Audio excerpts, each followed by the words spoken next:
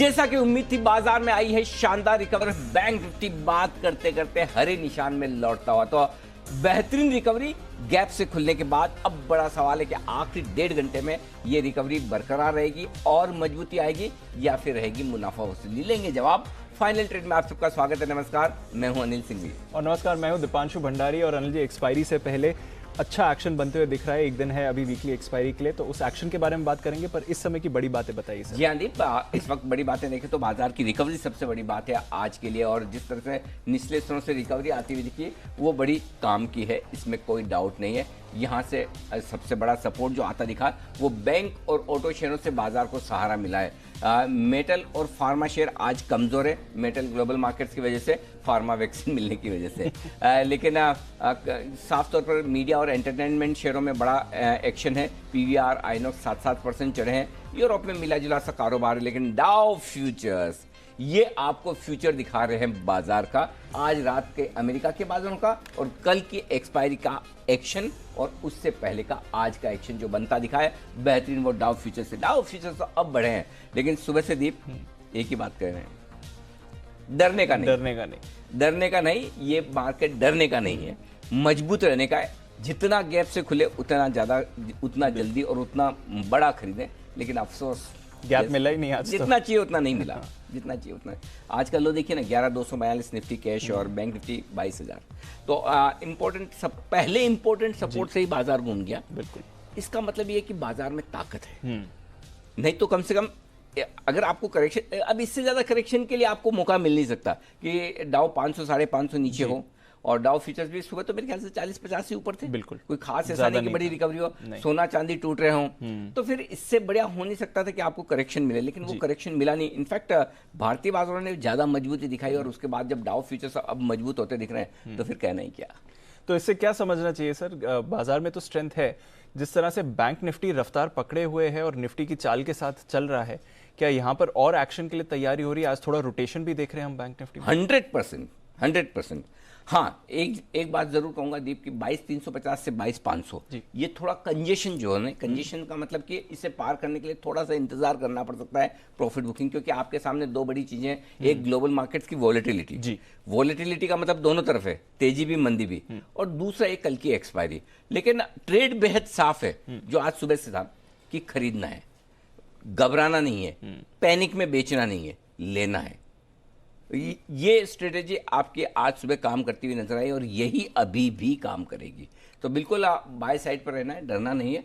अभी कोई ऐसे संकेत नहीं आए दीप की जिसकी वजह से हम ये सोचें कि बाजार में कहीं कोई समस्या है, दिक्कत है। अभी तो पहला सपोर्ट लेवल ही नहीं तोड़ा, बाकी तो बहुत दूर की बात है। तो बहुत ही बढ़िया मार्केट है, इससे बढ़िया मार्केट की आप उम्मीद कर नहीं सकते। और क्या चाहिए। आइए अब आगे बढ़े और हसीन साहब हमारे साथ कार्यक्रम में हो चुके हैं शामिल, बिगुल के साथ करते हैं उनका स्वागत।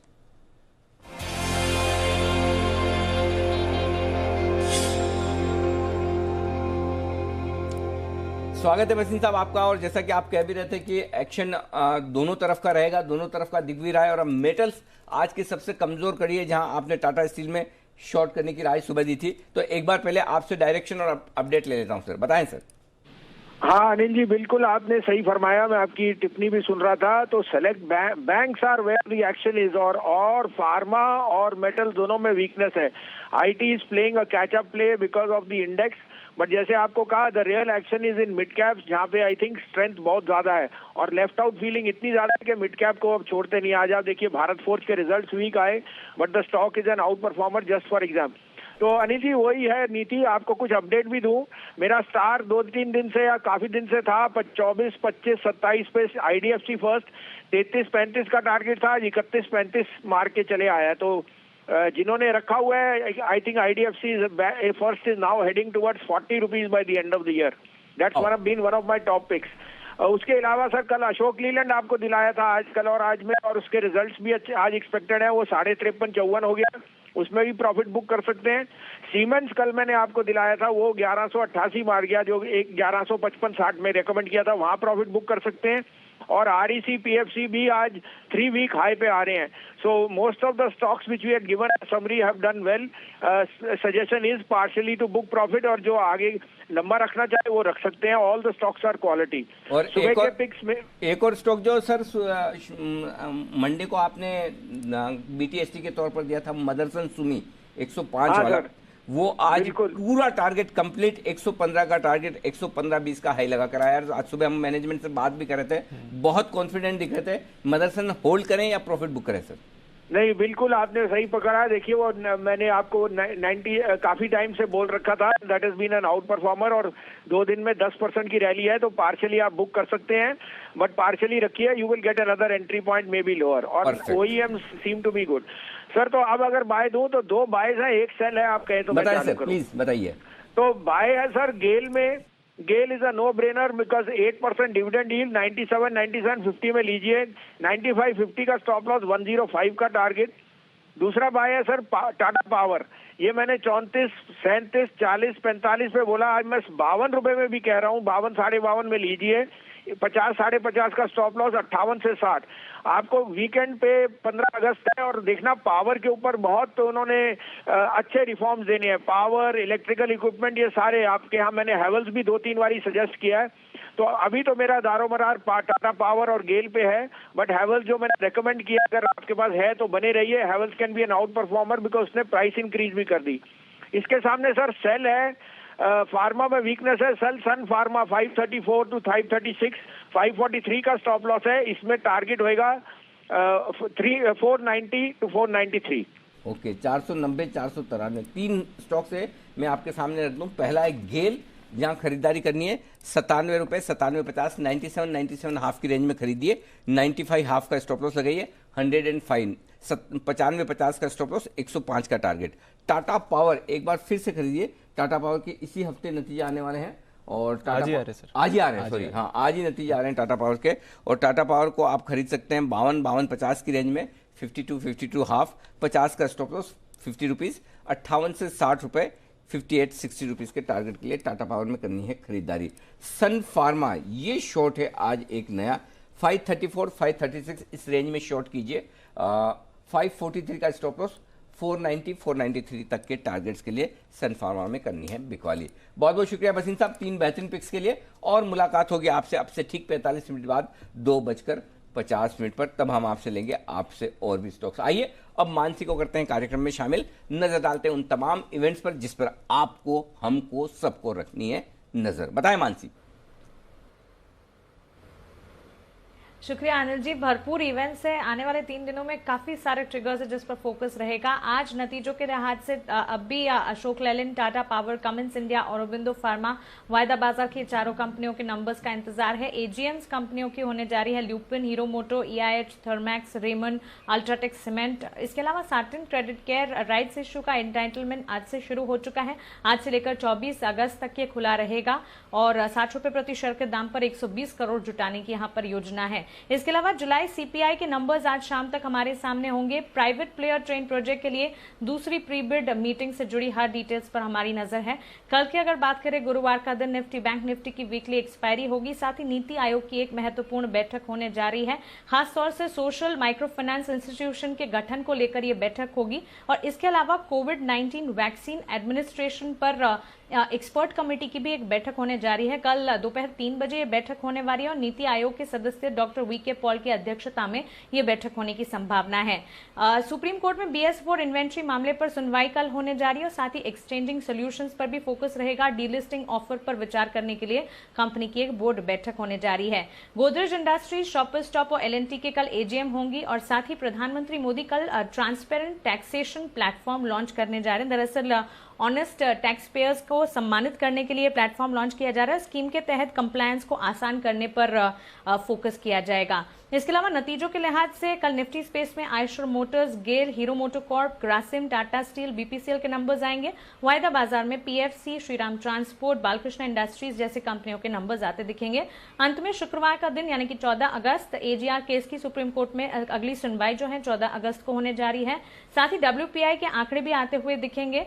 आरबीआई की एक बोर्ड बैठक होने की संभावना है और साथ ही आईसीआईसीआई बैंक की क्यूआईपी के इश्यू प्राइस को लेकर बोर्ड बैठक होने जा रही है। नतीजों के लिहाज से शुक्रवार का दिन हिंडाल्को और एनटीपीसी के लिए इंपॉर्टेंट रहेगा। वायदा बाजार में Voltas, UBL, MRF, Berger Paints, Sun TV और ग्लेनमार्क फार्मा, ये तमाम कंपनीज के नंबर्स आते दिखेंगे। ओके, तो ये है वो तमाम इवेंट्स जिन पर आपको रखना है फोकस। आइए फोकस करते हैं कॉल्स पर। पहला बिगुल क्लोजिंग सेशन का वागले साहब के नाम, वागले का वंडर।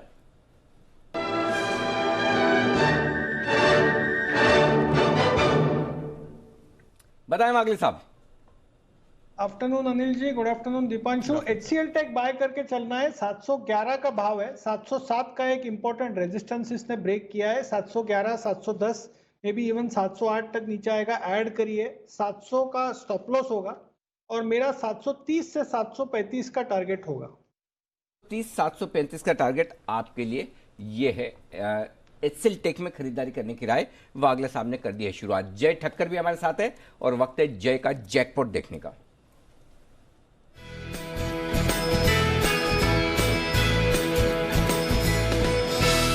बताएं Jay. Very good afternoon to you Anil ji and good afternoon to you Deep. Anil ji, पहले तो एक अपडेट, अशोक लेलैंड जैसे वसीम साहब के टारगेट अचीव हुए, तो हमने भी कल एक कैश के ऑप्शन में अशोक लेलैंड पर एक बाय रिकमेंडेशन दिया था, 52 का कॉल ऑप्शन, और वहां पे भी हमारे टारगेट्स पहले वाले अचीव हो चुके हैं। तो वहां पे अगर किसी प्रॉफिट बुक करना है तो कर ले। और अनिल जी, अब जो मैं दे रहा हूँ वो है IGL का 400 का कॉल ऑप्शन। ये मैं प्रीएम्प्ट कर रहा हूँ अनिल जी, जो मिल रहा है हमें 10 रुपये 75 पैसे से लेके 11 रुपए की रेंज में। IGL का कॉल ऑप्शन खरीद के चलना है 400 वाला। इसका टारगेट अनिल जी जो पहला वाला बन रहा है वो है 15 रुपये 40 पैसे का। दूसरा टारगेट बन रहा है 17 रुपये 50 पैसे का। 15.40 एंड 17.5 ये दो टारगेट्स के लिए 400 का कॉल ऑप्शन खरीदे IGL का। नीचे में हमें जो स्टॉप लॉस लगाना है अनिल जी वो करीब रहेगा 7 रुपये 80 पैसे का। ये रीजन ये है देने का क्योंकि IGL में मुझे ऐसा लग रहा है कि जो हिसाब से पॉजिटिव डाइवर्जेंस अनिल जी देखने मिल रहा है ये स्टॉक में लगभग मैं कहूँगा 22 जुलाई से, मतलब लगभग 3 हफ्ते हो गए ये स्टॉक में पॉजिटिव डाइवर्जेंस देखने मिल रहा है। और कहीं ना कहीं मुझे ऐसा लग रहा है कि एक शॉर्ट कवरिंग रैली ये स्टॉक में आनी चाहिए। तो short covering rally point of view मुझे IGL में एक अच्छा बाउंस नजर आ रहा है। इनफैक्ट मैं ये भी कहूँगा अनिल जी कि इसमें एक 5 वेव डिक्लाइनिंग स्ट्रक्चर जो होता है लास्ट लेग का वो भी खत्म हो चुका है। तो एक मीन रिवर्जन ये स्टॉक में होना चाहिए और ये मीन रिवर्जन होगा लगभग 410 से लेकर 415 तक के लेवल्स तक। सो ये जो हमारे टारगेट्स है 15.40 एंड 17.5 ये दोनों अचीव होने चाहिए। 7.8 के स्टॉप लॉस के साथ इसे खरीदना है। ओके, 7.8 के स्टॉप लॉस के साथ आप रखिए। 400 का कॉल खरीदना है इंद्रप्रस्थ गैस IGL का आपको। ये है आपके लिए जय ठक्कर की तरफ से राय। आज सुबह अविनाश जी ने भी महानगर गैस पर खरीदारी की राय दी थी, तो गैस स्टॉक्स फोकस में आपको आते हुए दिख रहे हैं। पर चलिए और कुछ स्टॉक्स के बारे में जान लेते हैं जो आज फोकस में आए, खबरों में आए हैं। मार्केट्स खुलने के बाद लिस्ट तैयार है देवांशी के पास। गुड आफ्टरनून देवांशी, बताइए। Good afternoon Deepanshu. आज सबसे पहले नतीजे से शुरुआत करते हैं। हाल ही में हमने देखा कि भारत फोर्ज के नतीजे आते हुए दिखे। आप देखिए जो मुनाफा है उससे घाटे में आते हुए दिखे। कंपनी 127 करोड़ का घाटा कंपनी ने पोस्ट किया और साथ ही जो आय है वो भी करीब 50% तक कम होती हुई दिखी। लेकिन स्टॉक पॉजिटिवली रिएक्ट कर रहा है क्योंकि मैनेजमेंट की तरफ से जो कमेंट्री आती हुई दिखी है वो बेहद पॉजिटिव है। इनका कहना है कि एक्सपोर्ट मार्केट में भी इस बार काफी सुधार देखने मिला है और साथ ही जो रिकवरी है वो काफी तेजी से आती हुई दिख रही है। इसी के चलते स्टॉक पॉजिटिवली रिएक्ट करता हुआ दिख रहा है। सुंदरम फास्टनर्स नतीजे कमजोर हैं, घाटा 27 करोड़ का आता हुआ दिखा है 95 करोड़ के मुनाफे के सामने और जो आय है वो करीब 70% कम होती हुई दिखी है। मार्जिन इस बार 16% से घटकर केवल 4% पे आती हुई दिखी है। लूमेक्स इंडस्ट्रीज कमजोर नतीजे हैं, इस बार आय करीब 80% तक कम होती हुई दिखी है। 17 करोड़ के मुनाफे के सामने 32 करोड़ का घाटा कंपनी ने पोस्ट किया है। एडवांस एंजाइम्स के भी आप नंबर्स देखिए फ्लैट आते हुए दिखे हैं, इस बार अनुमान से थोड़े से कमजोर हैं। आय 110 करोड़ पे आती हुई दिखी है, फ्लैट है और साथ ही जो मुनाफा है वो भी 35 करोड़ पे आता हुआ दिखा है, 34 करोड़ से बढ़कर। कामकाजी मुनाफा भी 52 करोड़ पर आता हुआ दिखा, 53 करोड़ से घटकर। आवास फाइनेंशियल्स इस बार नंबर्स थोड़े से बेहतर आते हुए दिखे। आय इस बार 182 करोड़ से बढ़कर 229 करोड़ पे आती हुई दिखी और जो मुनाफा है वो इस बार करीब 45 करोड़ से बढ़कर 50 करोड़ पे आता हुआ दिखा है। और फर्स्ट सोल्यूशंस इस पर नजर रखिए, जो मुनाफा है वो करीब 90 करोड़ से घटकर 89 करोड़ पे आता हुआ दिखा और जो आय है वो भी हल्की सी बढ़ती हुई दिखी, 1054 करोड़ पे आती हुई दिखी, लेकिन ऑपरेशनली नंबर्स हल्के से कमजोर आते हुए दिखे। इसके अलावा आज आप नजर रखें NMDC पर, जहां पे कंपनी का अपडेट है उन्होंने लंप ओर की जो कीमत है वो हल्की सी बढ़ाई है, 2950 रुपीज़ प्रति टन पर तय की है, और जो फाइन ओर की जो कीमतें हैं वो भी 2660 रुपये प्रति टन पर तय कर दी है। और आखिर में फंड एक्शन आज 3 कंपनीज में बड़े होते हुए दिखे, पावर ग्रिड, एसबीआई और इंडिगो। एसबीआई में 10 लाख शेयरों के सौदे हुए हैं 203 रुपये 40 पैसे प्रति शेयर के भाव पर। पावर ग्रिड में 11 लाख शेयरों के आज सौदे हुए 177 रुपये प्रति शेयर के भाव पर, और इंडिगो में करीब 15 लाख शेयरों के सौदे हुए 1008 रुपये प्रति शेयर के भाव पर। और ये तीनों स्टॉक में आज भरपूर एक्शन दिख रहा है। ओके, तो ये है आपके लिए खबरों वाले तमाम शेयर। आइए अब आपके लिए चार्ट कॉर्नर का बिगुल कुणाल जी और राकेश जी तैयार है, और उनके ठीक साथ विश्वेश जी भी जुड़ रहे हैं, और विश्वेश जी देना चाहते हैं आपको विशेष कॉल। विश्वेश जी शो में तो नहीं है, लेकिन स्पेशल रिक्वेस्ट पर उनका स्पेशल कॉल आ रहा है, तो विश्वेश जी तुरंत बाद चार्ट कॉर्नर के तुरंत बाद विश्वेश जी, तो पहले बिगुल चार्ट कॉर्नर का।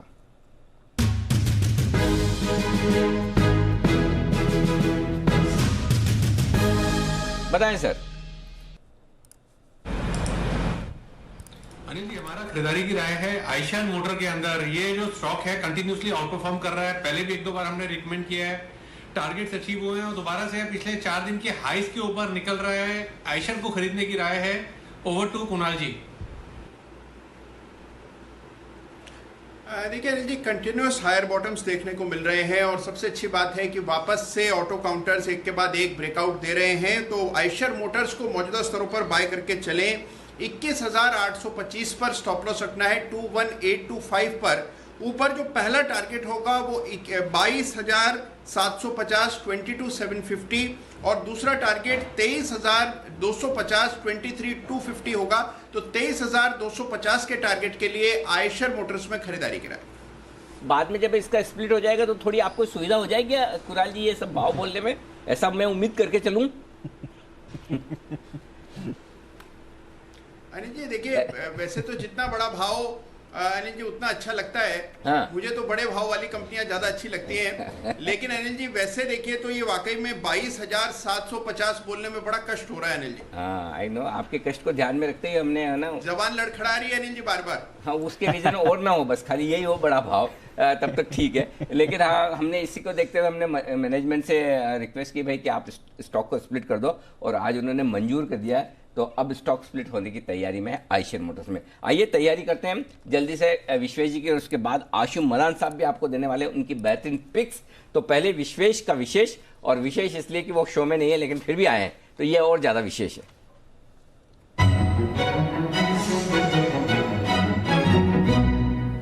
और जिस तरह से विश्वेश जी आए हैं शो में न होने के बावजूद, लगता है विश्वेश जी 23,000 पहुंचाकर छोड़ेंगे बैंक निफ्टी को। मैं अंदाजा लगाने की कोशिश कर रहा हूं, कल का हाई पार किया है बैंक निफ्टी पर, कॉल है विश्वेश जी?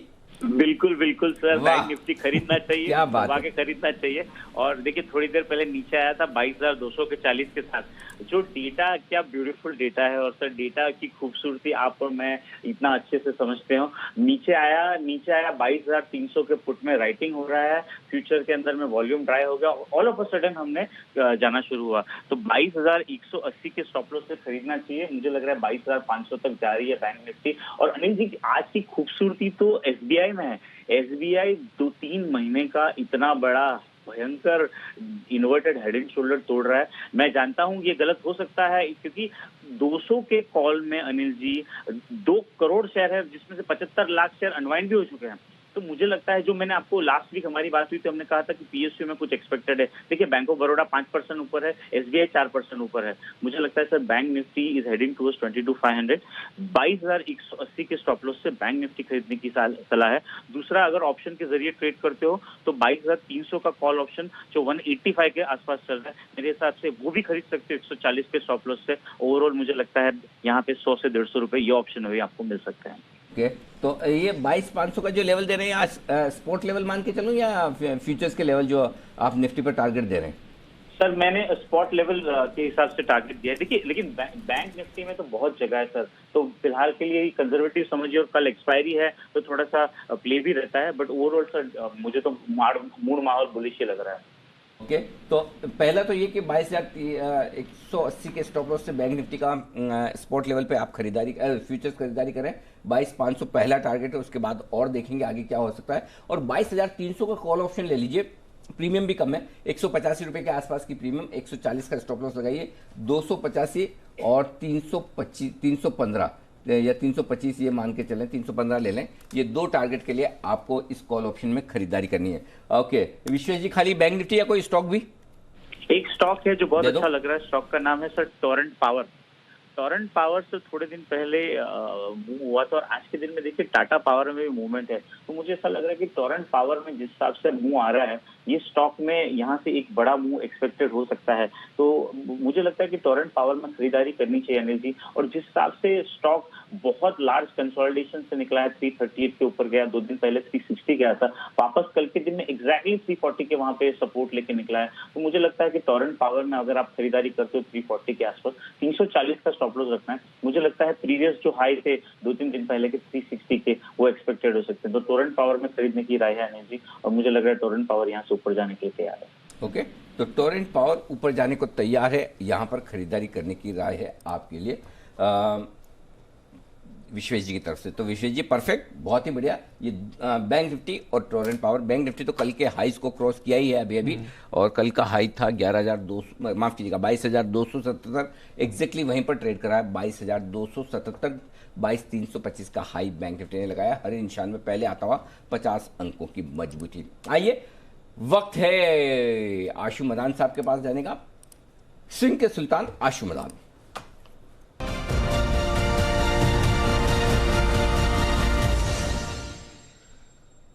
आशु जी स्वागत है आपका। आपका नाम लेने में एक तो वो भी बड़ा है, फिर आपके उसका टाइटल भी और बड़ा है, और उसके साथ साथ म्यूजिक तो लाजवाब है ही। बताएं सर, क्या करना है?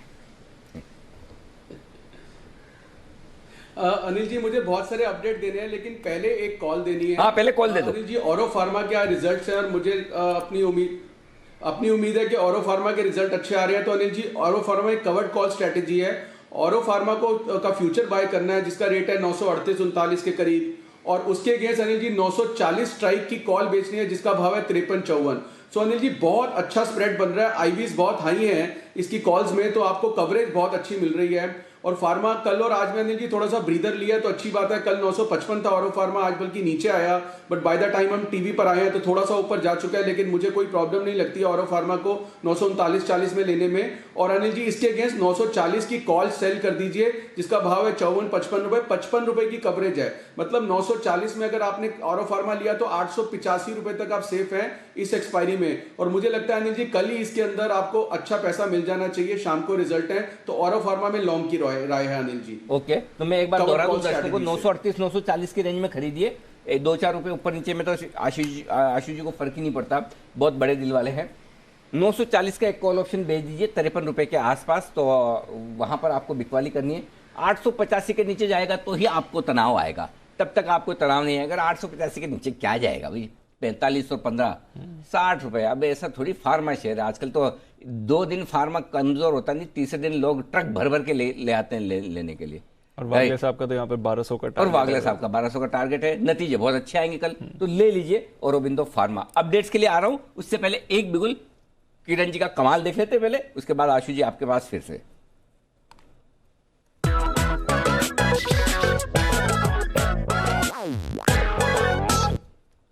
आज स्टूडियो में आने के बाद पता चला कि हमारी जो टीम है उसने कितना बढ़िया काम किया। म्यूजिक, मतलब घर पे वो म्यूजिक वाली वो फील ही नहीं आ रही जो स्टूडियो में फील आ रही ना, एकदम बढ़िया म्यूजिक लेकर के साथ। हाँ, आप सब लोग एक बार स्टूडियो में आके शो करो, तब आपको पता चलेगा कि आपके लिए कितनी मेहनत करके इतने अच्छे बिगुल बन रहे हैं, इतने बढ़िया म्यूजिकल बिगुल। किरण जी बताइए पहले अपना कमाल।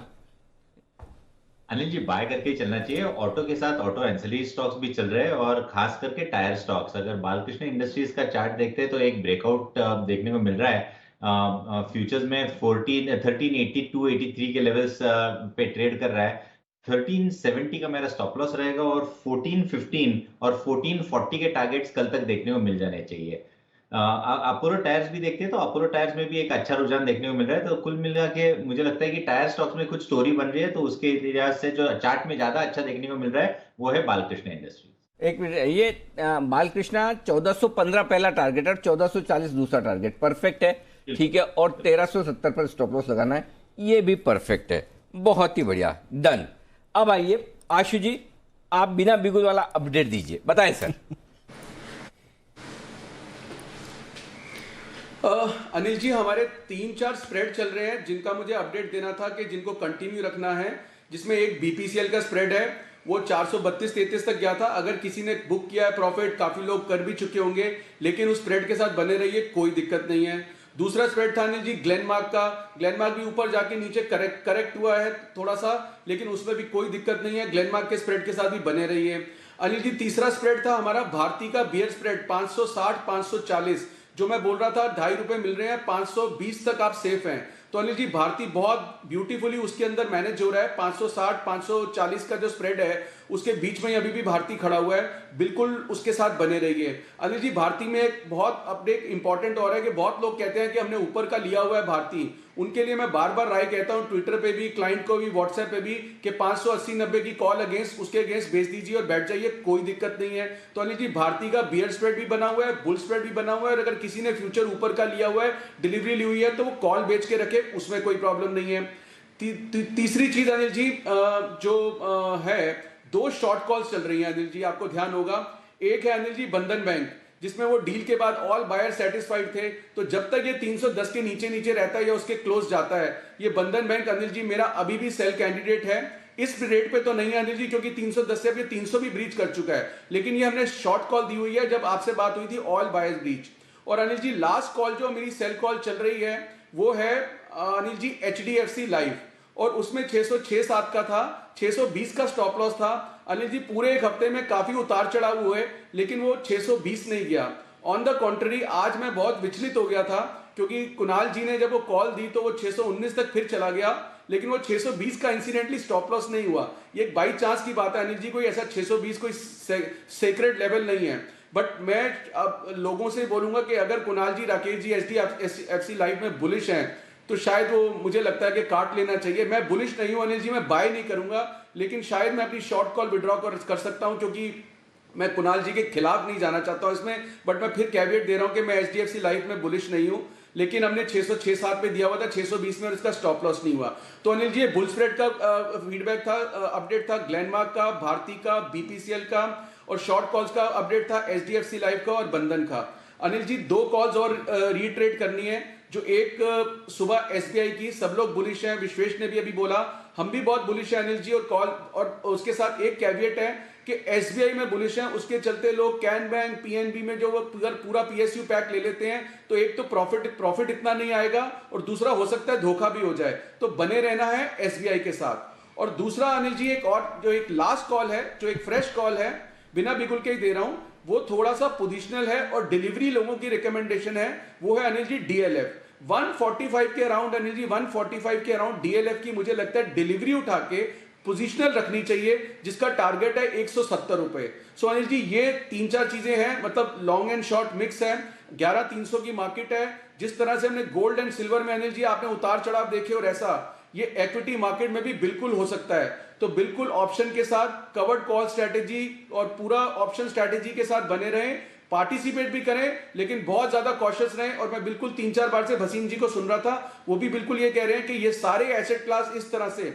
अनिल जी, गोल्ड के बारे में एक और चीज बोलता हूं, पिछले दिनों में 53,000, 54,000, 55,000, जितनों को मैं जानता हूं, ऐसी कोई मेरे जानकार में लेडी नहीं होगी, चाहे वो मेरे फ्रेंड और रिलेटिव्स हो, मासी हो, चाची हो, मामी हो, कोई हो, जिन्होंने नहीं कहा होगा कि 65 हो जाएगा, 75 हो जाएगा, गोल्ड लेना है। सो अनिल जी, ये मेरा एक थंब रूल है पिछले 25-30 साल के एक्सपीरियंस का। ये एक ऐसे एमेच्योर सिग्नल होते हैं जिनको मैं हाउस वाइफ किटी सिंड्रोम बोलता हूं। जब भी वो किसी एसेट क्लास में रहते हैं तो उनसे थोड़ा सा उस चीज को ध्यान रहना चाहिए। अनिल जी, वो जब मोमेंटम बनता है तो इतना ज्यादा कि नहीं वो 65 हो जाएगा, 75 हो जाएगा, 90 हो जाएगा, रुकेगा ही नहीं। तो मैं मतलब जिसको 54 पे मना किया उसने कहा 55 हो गया, 55 वाले को मना किया उसने कहा और बढ़ गया। तो मेरा तो मानना ये था कि ये एक ऐसा सिग्नल है जिसको मैं मानता हूं, रिस्पेक्ट करता हूं, और 90% उसने मेरे को लाइफ में सपोर्ट किया है, तो मैं उसके साथ बने रहना चाहूंगा।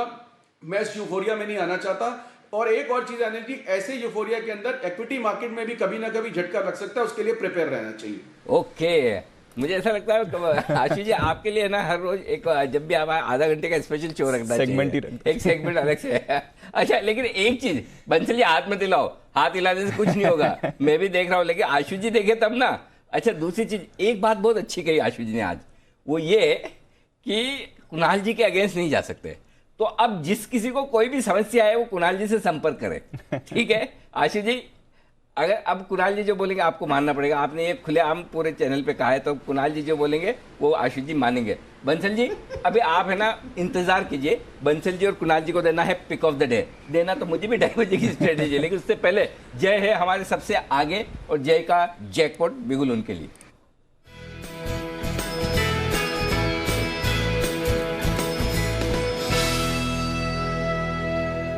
बताएं जय।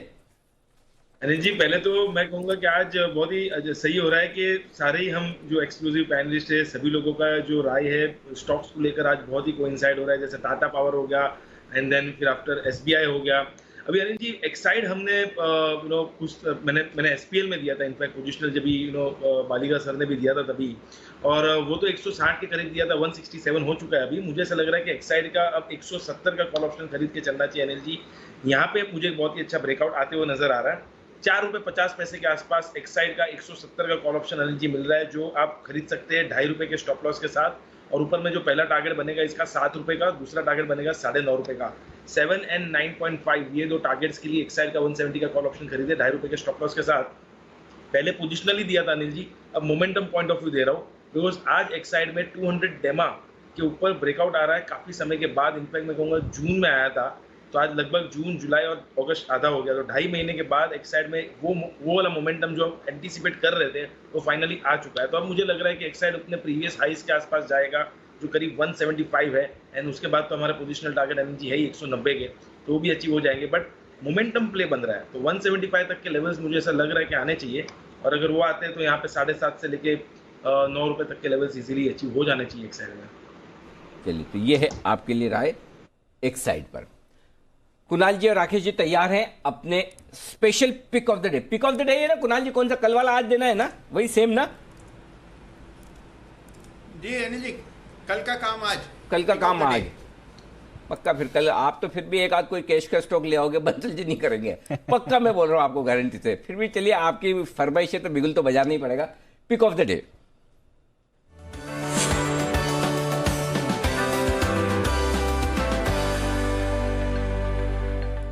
बताएं सर। देखिए अनिल जी, पहले तो एक चीज बोलता हूँ, आपने बोला कि मैं कल दूसरा कोई पिक नहीं दूंगा, तो अनिल जी जो आपका भरोसा है, मैं अनिल जी उस भरोसे को कायम रखता हूँ, उस भरोसे को नहीं तोड़ता हूँ दूसरी कोई पिक देके। और ये पिक है अनिल जी खरीदारी की राय है एक्साइड पर। एक्साइड ने पहले भी 1-2 बार चलने की कोशिश करी बट रुक गया, इस बार बड़ी खूबसूरती से निकला है और बड़े वाला ब्रेकआउट हो चुका है। ब्रेकआउट के बाद हम 15-20 मिनट रुक चुके हैं, और एक बार आपने मुझसे इस एक्साइड पर भी होमवर्क कराया था, एक्साइड और अमर राजा पर, तो वो होमवर्क करके बताया था। अब एक्साइड की बारी है, ओवर टू कुणाल जी। अनिल जी देखिए, धीरे धीरे करके गाड़ी के सारे पुर्जे बनाने वाली कंपनियों के शेयर्स बढ़ रहे हैं। एक्साइड में एक ब्रेकआउट आया, और जैसे राकेश जी ने कहा कि पहले भी लग रहा था कि एक बड़ा ब्रेकआउट आएगा, लेकिन अब जिस तरह का मोमेंटम बन रहा है ये स्टॉक काफी ऊपर के लेवल्स दिखा सकता है, तो एक क्लियर ब्रेकआउट चार्ट पर आता हुआ नजर आ रहा है। हमारी खरीदारी की राय है ₹162 पर स्टॉप लॉस रखें।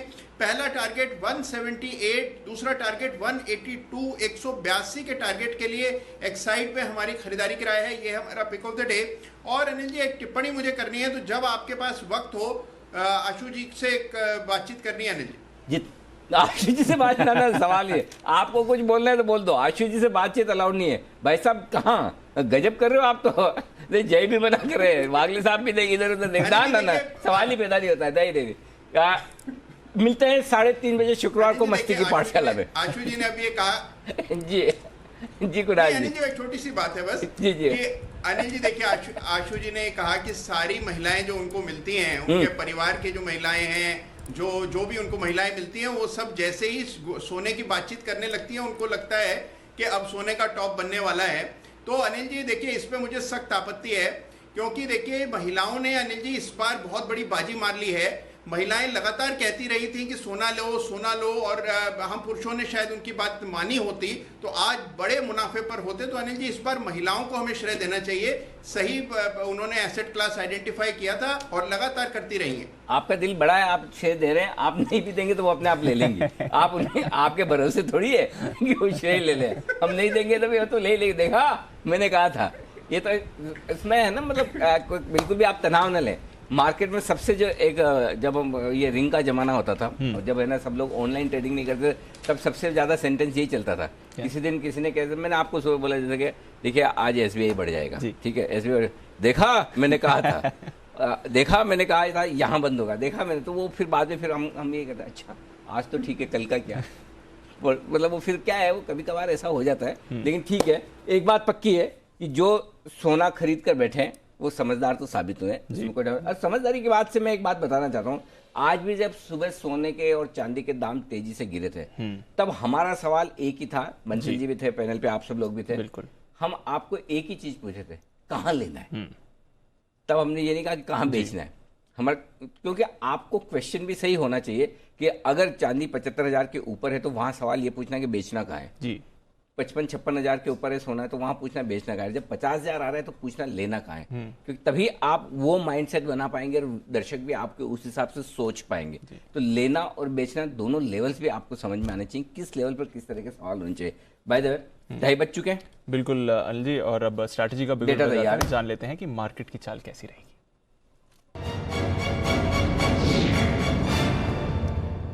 अनिल जी, ग्लोबल क्यूज तो बहुत ही स्ट्रांग है। अगर आप डाउ फ्यूचर्स पर नजर डालेंगे सर 250 पॉइंट्स की तेजी बन रही है। नैस्डैक फ्यूचर्स पार्टिसिपेट है ऑलमोस्ट 1% ऊपर, वहां पर एक्शन दिखेगा। यूरोप कल की शानदार तेजी के बाद आज भी पॉजिटिव एक्शन दिखा रहा है। यूके के बाजार फिर से 1% ऊपर हैं और बाकी के यूरोप के बाजार तेजी दिखा रहे हैं।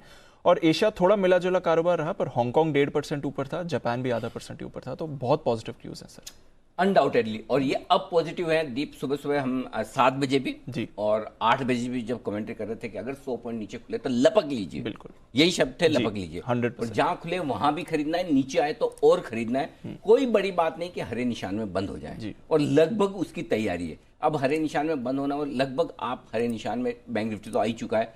तो जो सुबह स्ट्रेटेजी थी कि जितनी गिरावट मिले उतना बढ़िया, उतना ही ज्यादा आपको शॉर्ट कवरिंग और फ्रेश खरीदारी करनी है, वो एकदम परफेक्ट है। अब आइए बचे हुए समय और कल की कर ले तैयारी। पहले निफ्टी जी 11,200 के नीचे नहीं जाएगा, इत्मीनान रखे। और आपको सुबह भी कहा था कि आप 11,199 हो तो गिनेगा कि 1 पॉइंट डाउन है। 11,200 से ही गिनना शुरू कीजिए। जब तक 11,200 ना तोड़े तब तक आप कमजोर है ही नहीं, 125 पॉइंट गिर भी जाए। ये तरीका है बाजार को देखने का और ट्रेड करने का कि आपको कहां से कमजोरी गिननी है। और यही अगर आप 11,325 से कमजोरी गिनेंगे तो दुख में दुबले हो जाएंगे, और 11,200 से गिनेंगे तो अरे मैं कौन सा कमजोर। हमने सुबह एक भी बार सुबह से बात नहीं की कमजोरी है, काय की कमजोरी, किसकी कमजोरी, किसको कमजोरी, जिसको उसको, हमें तो नहीं है। पॉइंट नंबर 1 तो 11,200 के नीचे आपको कल वीकली एक्सपायरी नहीं मिलेगी, ये इत्मीनान अभी आप रख सकते हैं। हाईएस्ट ओपन इंटरेस्ट 11,200 के पुट पर है। 11,400 पर पार करने में पसीना आएगा, वहां हाईएस्ट ओपन इंटरेस्ट कॉल्स में है 42 लाख शेयरों का। तो दोनों जगह ओपन इंटरेस्ट बराबर है पुट और कॉल में। अब आ जाइए आप बीचों बीच में, जहां अभी आप हैं 11,300 पर। 37 लाख शेयर पुट में है, 40 लाख शेयर कॉल्स में है। 16 लाख शेयर आज पुट में जुड़े हैं, 18 लाख शेयर कॉल में जुड़े हैं, यानी कि एकदम बराबरी का मामला है पुट और कॉल में 11,300 पर।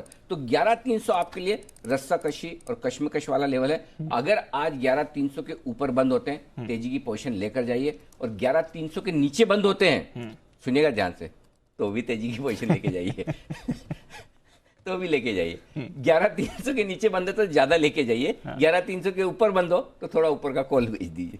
तो बहुत क्लियर है, यहां आपको खरीदना है अभी 11,300 पर निफ्टी, अभी 11,250 आता तो और ऐड करिएगा, ये दोनों लेवल पर लेना है। और 11,350 375 तक के टारगेट के लिए आज के लिए रखना है तो 11,325 और 11,350 का टारगेट ऊपर रख लीजिए, 25 से 50 पॉइंट का।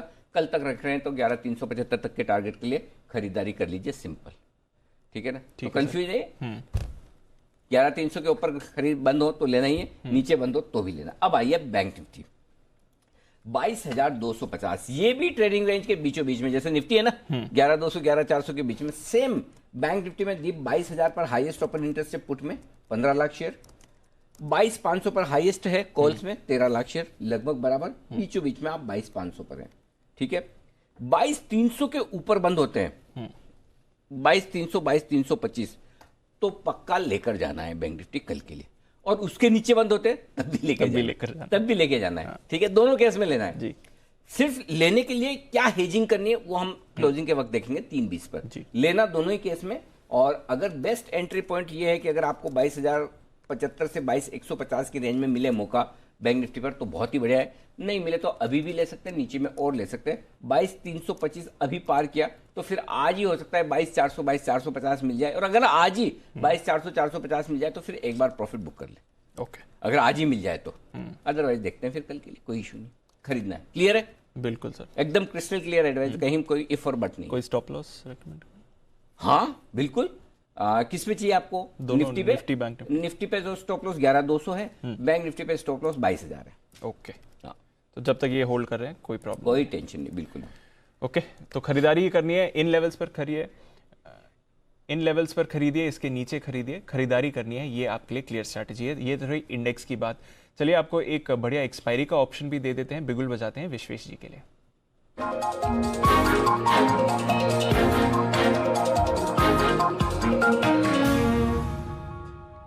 दोबारा स्वागत है आपका विश्वेश जी, बताइए एक्सपायरी के लिए क्या स्ट्रैटेजी रेकमेंड करेंगे? देखिए, most of the data analysis तो अनिल जी ने कर ही दिया, मैं सुन रहा था। 11,200 के पुट में देखिए आज के दिन में जो ओआई एडिशन हुआ है, 11,300 के पुट में जो ओआई एडिशन हुआ है, that clearly indicates 18 lakh share add हुए हैं 11,300 के पुट में। तो मुझे लग रहा है 11,300 के ऊपर एक्सपायरी की उम्मीद की जा रही है। और आप बैंक निफ्टी का प्रीमियम देखिए, मैंने ये पूरी रैली में पहली बार 40 प्लस 70 पॉइंट्स का प्रीमियम मैं देख रहा हूँ। This is something which is fantastic. और ये क्या इंडिकेट कर रहा है? लार्ज मूव इंडिकेट कर रहा है। तो खरीदना है 22,300 का कॉल ऑप्शन 170 के आसपास चल रहा है, 130 का स्टॉप लॉस रखिए। मुझे लग रहा है ये 300 रुपए हो जाएगा, क्योंकि मुझे लगता है 22,500 के आसपास बैंक निफ्टी जाएगा।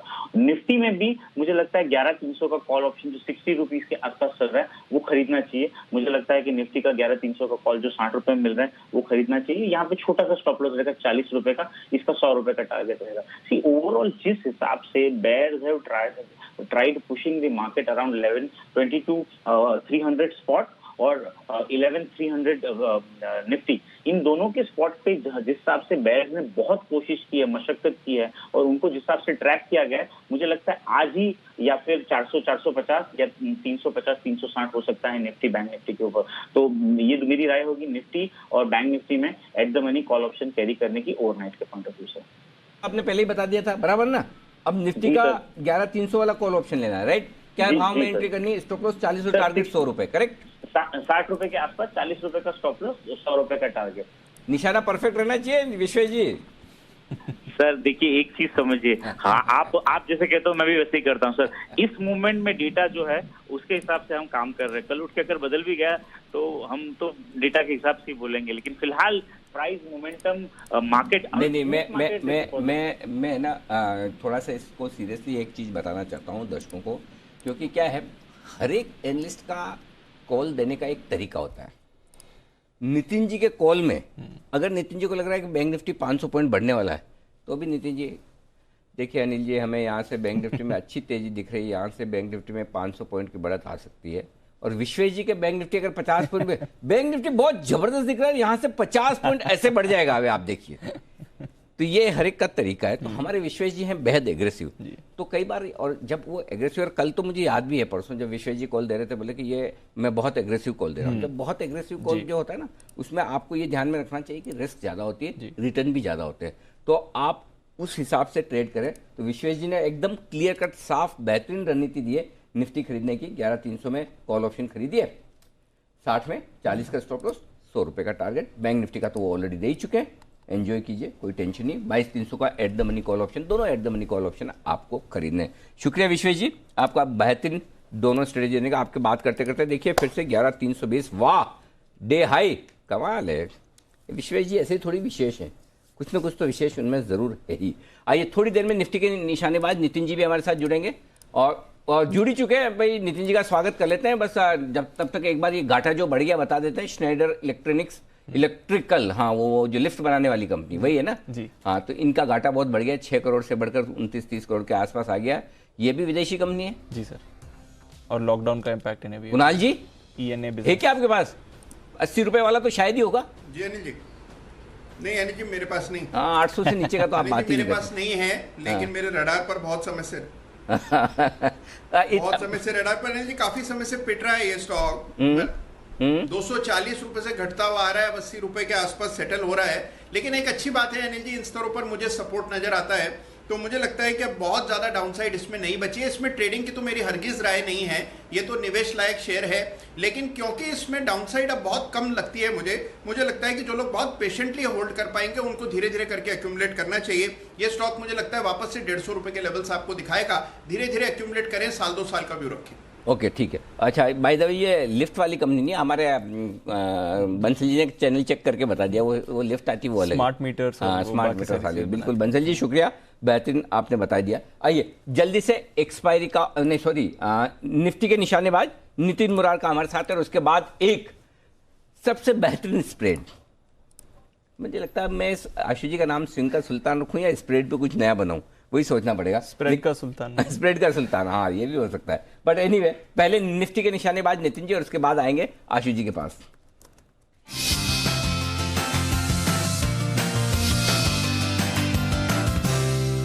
जी नितिन जी। अनिल जी, अभी हम 11,250 की कॉल ऑप्शन लेंगे। ये 9798 की है और ये निशानेबाज का 12:30 बजे संदीप के साथ मैंने ये कॉल ऑप्शन दे दी थी 88 के आसपास। ओके अभी 98 के आसपास है, इस रेट पे भी ले सकते हैं और मुझे इसका टारगेट 140 से 150 रुपए ऐसे रखना चाहिए। और स्टॉप लॉस जब 1230 दिया था तो उस समय स्टॉप लॉस 45 रुपीज रखा था, बट अब हम फ्रेश स्टॉप लॉस 60 रुपीज का रखेंगे। यानी अगर उस समय किसी ने लिया है तो वो स्टॉप लॉस मॉडिफाई करके 60 रुपीज कर लें, या अभी अगर आप 97 पे ले रहे हैं तो अपना स्टॉप लॉस 60 रुपए का रखें। और मुझे लग रहा है अभी जो क्लोजिंग सेशन है नेक्स्ट 45 मिनट्स में एक अपर मूव मिलेगी और ऊपर के टारगेट्स 140-150 का रख रहे हैं, इसको हम कैरी फॉरवर्ड कर सकते हैं कल के लिए। तो मुझे लगता है कि 11,250 की कॉल ऑप्शन करंट रेट पे लेना चाहिए। और अनिल जी, कल एक बुल कॉल स्प्रेड मैंने बैंक निफ्टी का दिया था, जिसको स्प्रेड में हम लोगों ने कन्वर्ट किया था और उसको होल्ड भी करा दिया था। अभी सुबह मैंने आपके एब्सेंस में मैंने बोल दिया था सर, आपका मैसेज मैंने राष्ट्र के नाम संदेश दे दिया था कि नितिन जी बोल रहे हैं होल्ड करो, घबराने की जरूरत नहीं है। जी अनिल जी, तो उसमें अभी तो वो स्प्रेड में 50 रुपए का प्रॉफिट मिल रहा है बैंक निफ्टी में भी, तो उसको भी हम कैरी करेंगे कल के लिए। तो बैंक निफ्टी की स्प्रेड भी हम कैरी करेंगे और निफ्टी की 11,250 की कॉल ऑप्शन अभी ले सकते हैं।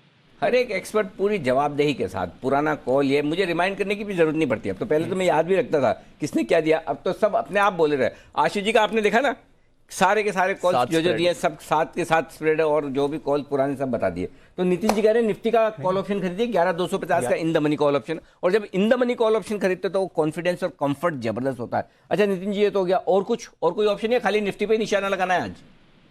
ऑलरेडी 2 ओपन है अनिल जी, निफ्टी भी प्लस है और बैंक निफ्टी की बुल स्प्रेड भी है, तो देखा जाए दोनों इंडेक्स पे हमारी बाय पोजीशन।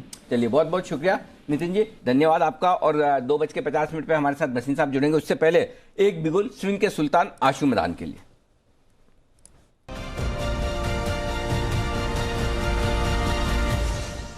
भाई तब एक नाम ध्यान में आया है आशु जी, ये कैसा रहेगा? स्प्रेड के स्पाइडरमैन। ये हमारे एक दर्शक है सैम मिश्रा, ये मेरी कलाकारी नहीं है, ये मेरी कलाकारी नहीं है, हमारे दर्शक एक सैम मिश्रा, उन्होंने मुझे भी ट्वीट करके भेजा है कि आशु जी का नाम सैम स्प्रेड के स्पाइडरमैन कैसा रहेगा। आप सोच के आराम से बताएं, लेकिन तब तक पहले अपना स्प्रेड बताएं सर।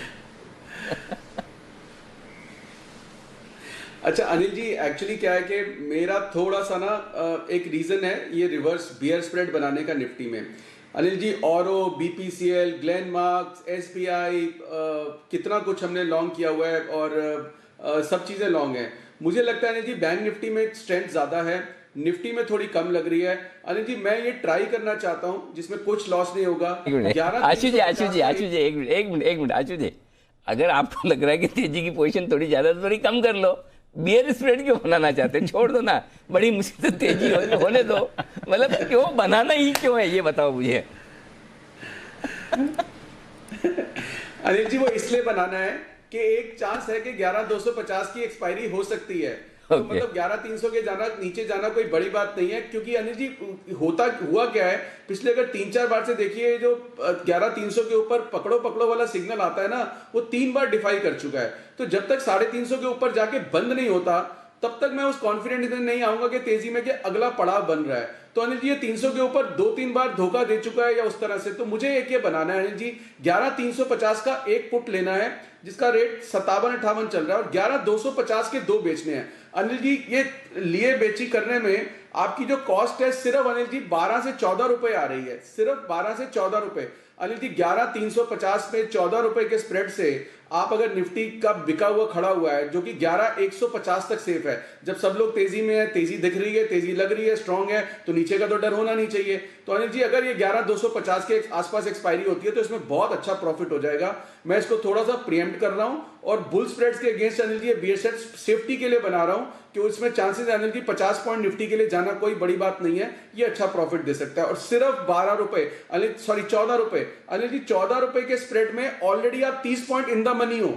आप अगर 14 रुपए 11,350 पे दे रहे हो तो जो निफ्टी है, जो स्पॉट है, वो 11,315 चल रहा है, तो आप 35 रुपए ऑलरेडी इन द मनी हो। तो मुझे इस स्प्रेड में किसी भी तरह की टेंशन नहीं लगती अनिल जी। मेरे हिसाब से ये बीएस स्प्रेड बनाना चाहिए। आई नो ये अगेंस्ट है बाकी सब लोगों के उससे, बट मैं ये जरूर ट्राई करना चाहता हूं अनिल जी। तो आप तो किसी के साथ सहमत हो जाओ, उसे ही हम अगेंस्ट मानेंगे। बाकी अगेंस्ट होना तो आपके मतलब वो बराबर ही है। एक बार जल्दी से आशीष सर वापस से बोलो स्ट्रेटेजी, मैं आपके सामने रख दूं। 11,350 का पुट खरीदना है एक, और 11,250 की एक पुट दो लोट बेचनी है पुट, बराबर है? दो बेचनी है। हाँ जी, ओके बिल्कुल अनिल जी। ओके 11,350 का एक ले लीजिए और माइनस 2 पुट बेच दीजिए 11,250 की, और कुल मिलाकर इसमें कॉस्ट आएगी 14 रुपए, बराबर है सर? 15 रुपए अनिल जी, 14-15 रुपए की कॉस्ट है। हाँ। इस 15 रुपए को देख के अनिल जी स्प्रेड के साथ जरूर बैठना चाहिए। ये जरूर अनिल जी हो सकता है कि कल इसमें बहुत अच्छा पैसा मिल जाए। चलिए, जिसको सेफ्टी चाहिए बिल्कुल सेफ्टी रखिएगा, ये बहुत ही बढ़िया। तो ये आपके लिए एक और राय है। आइए अब आगे बढ़ते हैं और आपके सामने रखते हैं भसीन साहब की बेहतरीन पिक्स। वक्त है भसीन साहब की पिक्स लेने का। बिगुल के बाद चलते हैं उनके पास।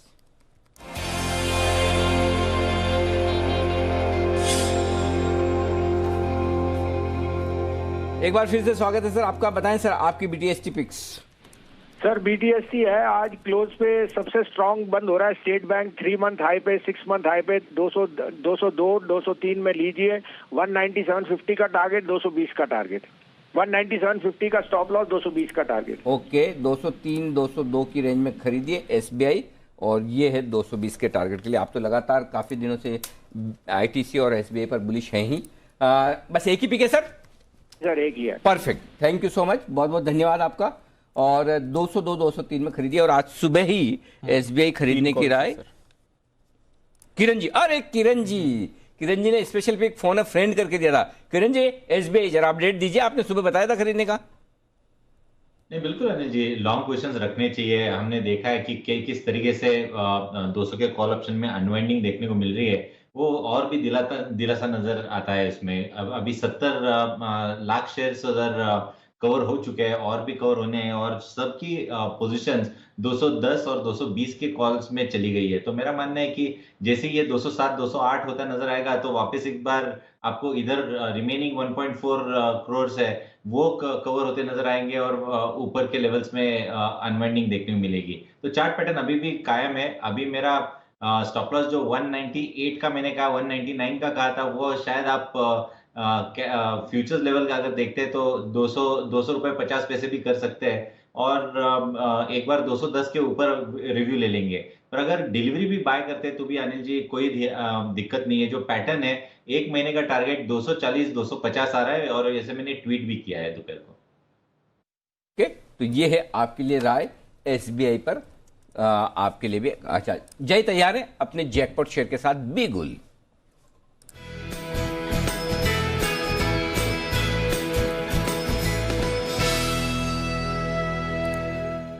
बताएं जय जी। पहले तो एक अपडेट दे देता हूँ कि हमने आईजीएल अनिल जी अभी रेकमेंड किया था। अगर मैं आपको रेट बता दूं तो करीब करीब हमने 387 के आसपास रेकमेंड किया था आईजीएल को।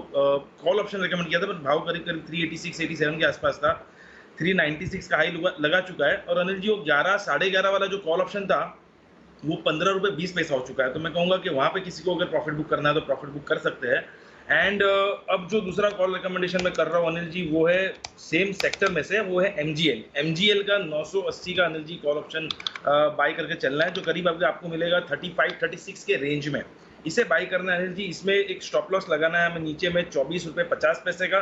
पहला टारगेट जो बन रहा है वो है 46 का, दूसरा टारगेट बन रहा है 49.50।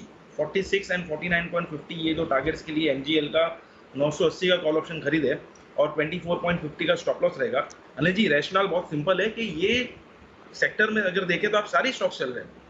पेट्रोनेट, आईजीएल हमने रेकमेंड किया और वो चल गया।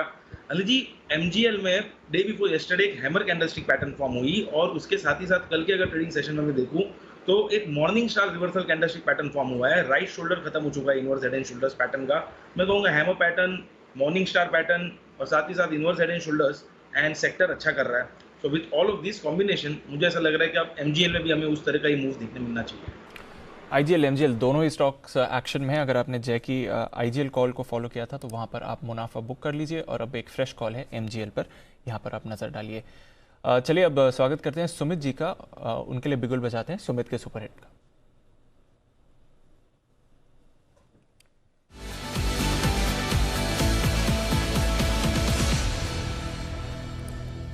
गुड आफ्टरनून सुमित जी, बताइए क्या स्ट्रैटेजी रेकमेंड करेंगे? Good afternoon Deepanshu. एक स्टॉक स्पेसिफिक और एक इंडेक्स स्पेसिफिक। तो पहले स्टॉक स्पेसिफिक की बात करते हैं। स्टॉक स्पेसिफिक में कॉल ऑप्शन लेने का सलाह रहेगा एल&टी फाइनेंस का 65 वाला कॉल। एल&टी फाइनेंस का कल का हाई ब्रेक हो रहा है। 65 वाला कॉल अभी ट्रेड कर रहा है ₹2.80, ₹2.90 के आसपास। एल&टी फाइनेंस के अंदर आज 65 के ऊपर क्लोजिंग देखने को मिलती है। तो इस हफ्ते में और 2-3 दिन में ऐसा लगता है कि एल&टी फाइनेंस में एक अच्छा खासा अपसाइड मूव देखने को मिल सकता है।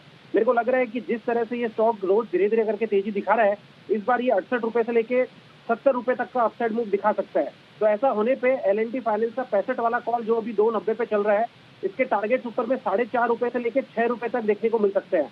बाय एल&टी फाइनेंस का 65 का call at CMP, stop loss लगाए ₹2.10 के आसपास।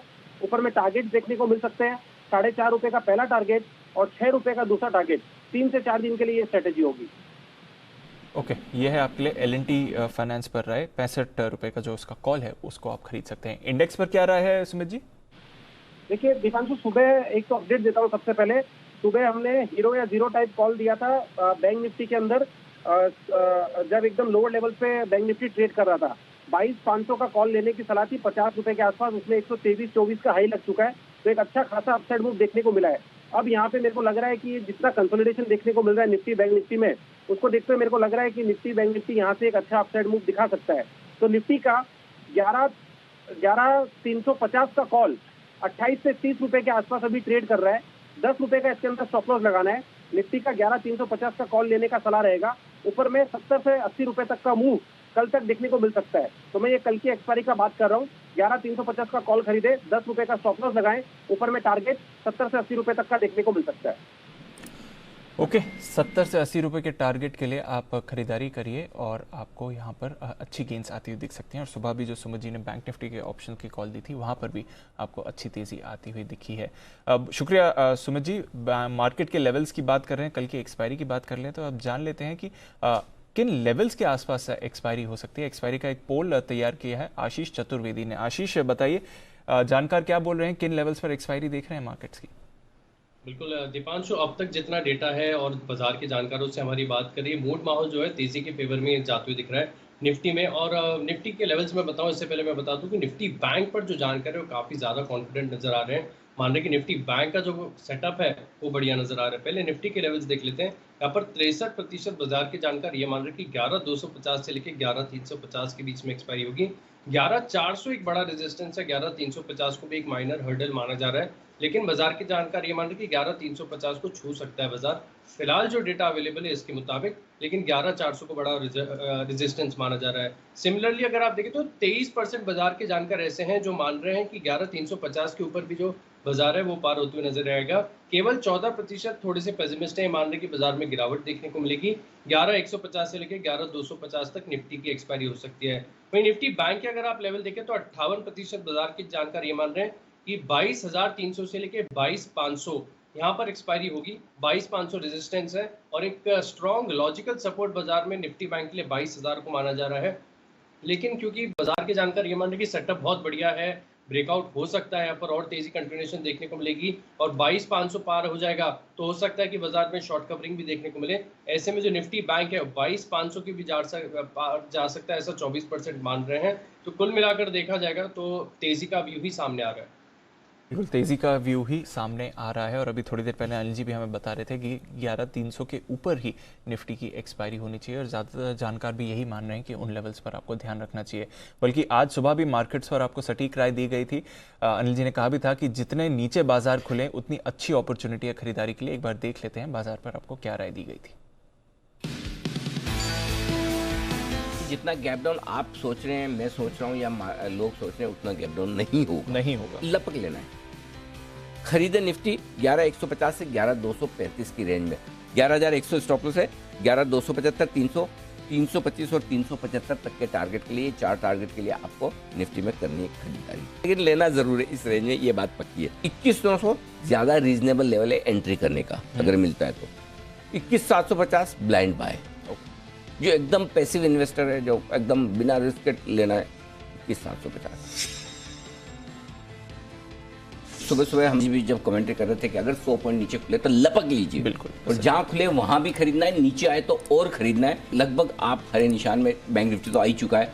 तो जो सुबह स्ट्रेटेजी थी कि जितनी गिरावट मिले उतना बढ़िया, उतना ही ज्यादा आपको शॉर्ट कवरिंग और फ्रेश खरीदारी करनी है, वो एकदम परफेक्ट है। बिल्कुल, तो आपको सटीक राय दी गई थी बाजार के एक्शन पर और देखिए वहां से अच्छी रिकवरी भी आई है और बैंक निफ्टी में तो शानदार एक्शन बनते हुए दिखा है। निफ्टी भी दिन की ऊंचाई से ज़्यादा दूर नहीं है इस समय। थोड़ी देर में अनिल जी से फाइनल स्ट्रैटेजी भी लेंगे। उससे पहले कुछ और स्टॉक्स हैं जहां पर नज़र डालनी चाहिए। 2 एक्टिव स्टॉक्स हैं जहां पर भरपूर एक्शन आप देख रहे हैं। अशोक लेलैंड और साथ ही औरोबिंदो फार्मा, दोनों के नतीजे आने वाली हैं और वहां पर बाजार की नजर है। डेज हाई पर अशोक लेलैंड, तो इसी से शुरुआत करते हैं। संदीप हमारे साथ है बताने के लिए कि किस तरह के नतीजे रह सकते हैं अशोक लेलैंड के। बताइए संदीप। देखिए, अशोक लेलैंड की जहां तक बात है तो नंबर्स तो अच्छे रहने का अनुमान नहीं है, क्योंकि ये लॉकडाउन का क्वार्टर था और हमारा ऐसा अनुमान है कि इस बार इनके जो वॉल्यूम्स हैं उसमें करीब 90% के आसपास की गिरावट हो सकती है और यही कारण है कि जो आय का अनुमान है उसमें 91% से ज्यादा का ड्रॉप एक्सपेक्टेड है। कामकाजी फ्रंट पे ही कंपनी मुनाफे से घाटे में आ सकती है। करीब 337 करोड़ रुपए का घाटा आएगा। 537 करोड़ के EBITDA मुनाफे के मुकाबले मार्जिन नेगेटिव आ जाएंगे और जो 230 करोड़ रुपए का मुनाफा था उसके सामने 411 करोड़ रुपए का जो EBITDA लॉस है वो कंपनी पोस्ट करेगी। जैसे मैंने कहा, वॉल्यूम्स इनके कमजोर रहेंगे क्योंकि लॉकडाउन का क्वार्टर था और सीवी सेगमेंट पे हमने देखा था बहुत ज्यादा असर देखने को मिला था। प्रोडक्ट मिक्स भी कमजोर रहेगा जिससे मार्जिन के ऊपर काफी प्रेशर आता हुआ दिखेगा और ब्याज खर्च भी कहीं ना कहीं बढ़ता हुआ दिखेगा, जिस वजह से आप देखेंगे जो मुनाफा है उसके ऊपर ज्यादा इंपैक्ट आता हुआ दिखेगा। जो घाटे का फिगर है इसीलिए आपको बढ़ा हुआ दिखाएगा। अब पूरा दारोमदार इसी चीज के ऊपर है कि रिकवरी किस तरह से होती है। जब नंबर्स आएंगे घाटा तो आ जाएगा, ठीक है, बाजार वो जानता है, लेकिन मैनेजमेंट क्या गाइडेंस देता है सीवी सेगमेंट को लेकर, जो मांग है उसका जो आउटलुक है वो किस तरह से रखा जाता है, ये देखना बहुत इंपॉर्टेंट होगा। बिल्कुल, मांग कैसी रहती है, आउटलुक क्या रहता है, वहां पर नजर आएगी। पर स्टॉक में काफी एक्साइटमेंट है इस समय और डेज हाई पर ट्रेड भी कर रहा है। चलिए एक और स्टॉक जिसमें बाजार का काफी एक्साइटमेंट रहा है, औरोबिंदो फार्मा। एक बार देवांशी से जान लेते हैं कि इसके नतीजों का क्या अनुमान लगाया जा रहा है। बताइए देवांशी। दीपांशु, औरोबिंदो फार्मा के नतीजे इस तिमाही में थोड़े से बेहतर ही रहने का अनुमान है। 2 वजह है। सबसे पहले तो इनके ज्योग्राफिकल सेगमेंट्स आप देखिए, यूएस से इस बार काफी अच्छी बढ़त आने का अनुमान लगाया जा रहा है और आप देखिए सीक्वेंशियली थोड़ा सा दबाव इसलिए आता हुआ दिखेगा क्योंकि यूएस में इनकी जो वैक्सीन सेगमेंट है यहाँ पे बिक्री थोड़ी सी कम होती हुई दिखी है, लेकिन जो नए प्रोडक्ट लॉन्चेस होते हुए दिखे हैं इसके चलते दोनों यूएस और यूरोपियन सेगमेंट दोनों में अच्छी बढ़त आने का अनुमान लगाया जा रहा है। कुल मिला के करीब 10% तक आय बढ़ने का अनुमान है। साथ ही कामकाजी मुनाफा 5-6% बढ़ सकता है। इस तिमाही में थोड़े से R&D खर्च बढ़ते हुए दिखे थे कंपनी के और इसी के चलते हम देखेंगे मार्जिन्स पर थोड़ा सा इम्पैक्ट होता हुआ दिखेगा। लेकिन दूसरी तरफ क्योंकि यूएस और यूरोप में सबसे ज्यादा एक्सपोर्ट करती है ये कंपनी, तो करेंसी का जो फायदा है वो कंपनी को मिलता हुआ दिखेगा। 5 से 6% तक कामकाजी मुनाफा बढ़ेगा। मार्जिन फ्लैट रहेंगे 20-21% के करीब और जो मुनाफा है वो करीब 14 से 15% तक बढ़ता हुआ दिख सकता है। टैक्स खर्च थोड़ा सा बढ़ता हुआ दिखेगा और इसी के चलते मुनाफे पर थोड़ा सा असर आ सकता है, लेकिन इसके बावजूद 14 या 15% तक मुनाफा बढ़ने का अनुमान है। एआरवी सेगमेंट, इस पर नजर रखिए, जो बड़े टेंडर्स मिलते हुए दिखे इसके चलते भी कंपनी को फायदा होता हुआ दिखेगा, लेकिन जो कमेंट्री है वो अहम रहेगी। सैंडोज डील के बाद अब क्या इनऑर्गेनिक ग्रोथ पर कंपनी का किस तरह से फोकस है, क्या कमेंट्री है, इस पर भी नजर रहेगी और यूएस में इंजेक्टेबल को लेके जो बिक्री है उस पर क्या आउटलुक है, क्या ट्रेंड्स है, इस पर नजर आएगी। लेकिन कुल मिला के नंबर्स औरोबिंदो फार्मा के अच्छे रहेंगे। ये है आपके लिए राय औरोबिंदो फार्मा पर अच्छे नंबर्स की उम्मीद। और अभी आशीष सर भी कह रहे थे अच्छे नंबर्स आने चाहिए, तो यहां कर सकते हैं आप खरीदारी। आइए 3 बज चुके हैं, वक्त है सेठी साहब की बेहतरीन पिक लेने का। तो सदाबहार सेठी साहब की शॉर्ट टर्म पिक्स।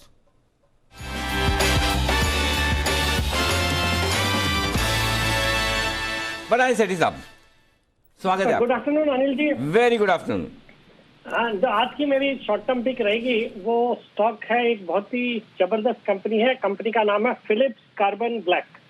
ये एक आरपी संजीव गोयनका ग्रुप की कंपनी है। भारत की सबसे बड़ी कार्बन ब्लैक बनाने वाली कंपनी है। 33 कंट्रीज में इसके ऑफिसेज है और ये पावर जनरेशन का भी काम करती है। और एक बात ये भी है कि ये जो कंपनी है दुनिया की सबसे पहली कंपनी है जिसको इस बिजनेस में, कार्बन ब्लैक के बिजनेस में, यूएन के क्योटो प्रोटोकॉल के अंतर्गत कार्बन क्रेडिट्स मिले हैं। फंडामेंटल्स बहुत ही अच्छे हैं। कंपनी ने लास्ट ईयर 7 रुपए का डिविडेंड दिया, जो कि डिविडेंड यील्ड देखें तो करीबन 6% की डिविडेंड यील्ड है। Return on equity around 17%, debt 0.32 का। और अगर आप प्रॉफिट देखेंगे तो 2017 में जो 68 करोड़ का प्रॉफिट था वो बढ़ के 2020 में 287 करोड़ का प्रॉफिट रिपोर्ट किया कंपनी ने। और प्राइस अर्निंग्स मल्टीपल के लिहाज से भी बहुत ही सस्ता है। 6 के मल्टीपल पे ये स्टॉक ट्रेड करता है। मुझे लगता है इस स्टॉक को करंट लेवल्स पे खरीदना चाहिए। मेरा 125 का लक्ष्य है और स्टॉप लॉस रहेगा 105 का। ओके, ये शॉर्ट टर्म लक्ष्य 125। थोड़ा मीडियम टर्म वाला भी बताइए, क्योंकि आपके टारगेट तो सारे हासिल हो जाते हैं। कल का देखिए वो सेल्जर इलेक्ट्रॉनिक्स आपने 115 का टारगेट दिया था मीडियम टर्म, आज 114 का हाई बना दिया। आज भी 3% ऊपर है, कल 20% चलने के बाद। तो ये स्टॉक्स तो भाग ही जाते हैं और मिड कैप स्टॉक्स में तो आग लगी हुई है। तो सेठी जी जरा थोड़ा लंबा वाला टारगेट भी दो, 125 के बाद वाला। अरे मुझे लगता है ये ओवर से आने वाले महीने 1.5 महीने में 150 रुपए तक के लेवल भी इस स्टॉक में आ सकते हैं डेफिनेटली। बिल्कुल ठीक बात है। ये है आपके लिए फिलिप्स कार्बन, ये संजीव गोयनका ग्रुप की कंपनी, यहाँ खरीदारी करने की राय। सेठी साहब की तरफ से 125 का टारगेट रखिए। आजकल में आ जाने की उम्मीद, जल्दी आ जाने की उम्मीद। वो दिन सेठी साहब नहीं बोलते लेकिन आ जाता है। अच्छा सेठी साहब, एक ही के और भी ज्यादा है? नहीं अनिल जी, आज के लिए एक ही स्टॉक है। अच्छा, एक ही स्टॉक है। ओके, आजकल एफएनओ वाले नहीं देख रहे आप? अच्छा, मिड कैप में एक्शन ज्यादा है इसलिए। बाकी सब देखिए अनिल जी, बाकी सेगमेंट्स में आता ही हूँ। कल सुबह रहूंगा तो एफएनओ के कॉल भी होते हैं, फिर एसपीएल मिड कैप्स में भी होते हैं। तो इस सेगमेंट में ज्यादातर कैश मार्केट के अच्छे स्टॉक्स ही ढूंढ के लाता हूँ जो फंडामेंटल की अच्छी कंपनियां होती है। और एक अनिल जी एक ये जो भी स्टॉक्स मैं रिकमेंड करता हूँ, ये चूंकि मेरे रडार पे होते हैं, अच्छी क्वालिटी की कंपनीज है, तो हो सकता है इनमें मेरे क्लाइंट्स, फ्रेंड्स और रिलेटिव्स का निवेश या ट्रेडिंग पोजीशंस हो, तो जो वो व्यूअर्स को बिल्कुल ध्यान रखना चाहिए। ठीक बात है, वो स्टैंडर्ड आपके लिए डिस्क्लेमर है कि इंटरेस्ट हो सकता है, वो सोच समझकर आप जरूर पैसा लगाएं। शुक्रिया विकास जी, आपका बहुत ही बेहतरीन पिक्स और बढ़िया आपके स्टॉक्स चाहे किसी भी कैटेगरी में और किसी भी शो में दे, बड़ा कमाल करते हुए दिख रहे हैं। एसपीएल मिड कैप स्टॉक्स में भी आपके स्टॉक्स बड़ी तेजी से दौड़ लगाते हुए दिख रहे हैं। और भले कहने के लिए हम कह सकते हैं कि मिड कैप शेयरों में महाकुंभ चल रहा है, लेकिन ऐसा नहीं कि हर मिड कैप चलता हो, सारे नहीं चलते हैं, जो चलते वही चलते हैं। तो वो एक सही लेवल पर सही आइडेंटिफिकेशन भी होना बहुत ज़रूरी है। तो ये है आपके लिए राय फिलिप्स कार्बन ब्लैक में। थोड़ी देर में एक बड़ी और एक्सक्लूसिव खबर भी आपके पास आएगी और उसके बाद जय ठक्कर हमें देंगे कैश का ऑप्शन भी, तो जय के पास भी हम पहुंचेंगे। लेकिन जय का कैश का ऑप्शन लें उससे पहले हम फोकस करेंगे, अगर एक्सक्लूसिव खबर हम आपको बता पाएं तो पहले हम वो बताने की कोशिश करेंगे। लेकिन आइए तब तक एक बार टाटा पावर के नतीजों का अनुमान बता दें। काफ़ी दर्शक हमें कह रहे हैं कि टाटा पावर के रिजल्ट्स कैसे आएंगे वो बताइए, क्योंकि रिकमेंडेशन सबकी तरफ से आ रही है खरीदारी की। तो संदीप हमारे साथ है, बताएं संदीप अनुमान। देखिए सर, नंबर्स की जहां तक बात है तो मिले जुले नंबर्स रहने का अनुमान है। कंसो आधार पे अगर आप सादा साथ देखें तो इनकी जो आय है वो 9% के आसपास गिरती हुई दिखेगी। ये इसलिए है क्योंकि जो पावर जनरेशन है वो गिरने का अनुमान है, तो उस वजह से इनकी जो आय है उसके ऊपर कमी देखने को मिलेगी।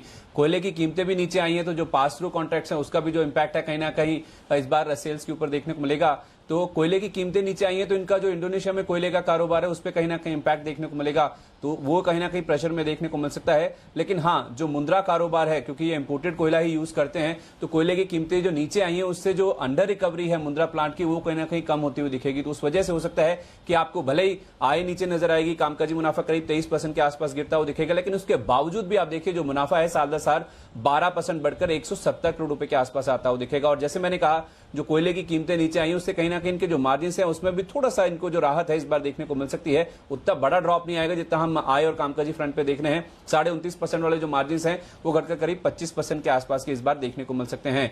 इंपॉर्टेंट ये रहेगा क्योंकि इनका डेट काफी ज्यादा है, लगातार मैनेजमेंट मेंटेन करता रहा है कि जो नॉन कोर एसेट्स हैं वो बेचने की कोशिश कर रहे हैं। एसेट बिक्री को लेकर अपडेट जो आएगा मैनेजमेंट की कमेंट्री में वो इंपॉर्टेंट होगा। मुंद्रा का जो टैरिफ विवाद है उसको लेके क्या अपडेट निकल के सामने आते हैं वो सुनना बहुत इंपॉर्टेंट होगा। और साथ ही साथ ओडिशा में एक CESU नाम की इनकी जो एक सब्सिडरी है वहां पे एकीकरण को लेके क्या अपडेट आते हैं, ये 3-4 चीजें हैं जो कि साफ तौर पे नंबर्स में देखना इंपॉर्टेंट होगा। ये है आपके लिए टाटा पावर के नतीजों का पूर्वानुमान, और नतीजों के पहले आपको ऑलरेडी खरीदारी की राय तो दे ही चुके हैं, बसिन साहब भी दे चुके हैं, और बाकी एक्सपर्ट्स की तरफ से भी आई हुई है टाटा पावर में खरीदारी करने की राय। एक्सक्लूसिव खबर तैयार है, चेतन बुटानी हमारे संवाददाता दिल्ली से, चलते हैं सीधे वहीं पर। चेतन बताइए क्या है बड़ी और एक्सक्लूसिव खबर आपके हाथ?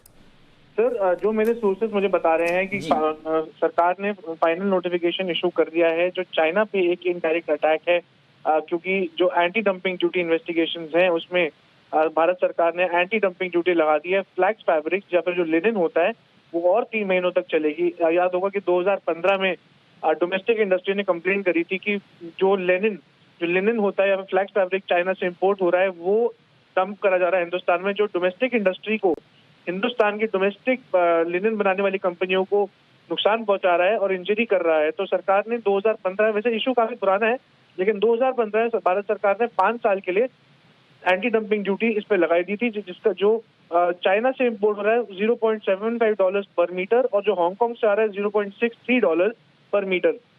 लेकिन वो एंटी डंपिंग ड्यूटी अगस्त में एक्सपायर होने वाली थी, लेकिन दिसंबर 2019 में कंपनीज उन्होंने दोबारा बोला कि प्लीज ऐसी ड्यूटी को आगे और बढ़ाना चाहिए। तो भारत सरकार ने इंडस्ट्री की बात सुनी और 3 महीने का रिलीफ इंडस्ट्री को दे दिया है, जिसका मतलब नवंबर 11, 2020 तक ये anti dumping duty with effect रहेगी।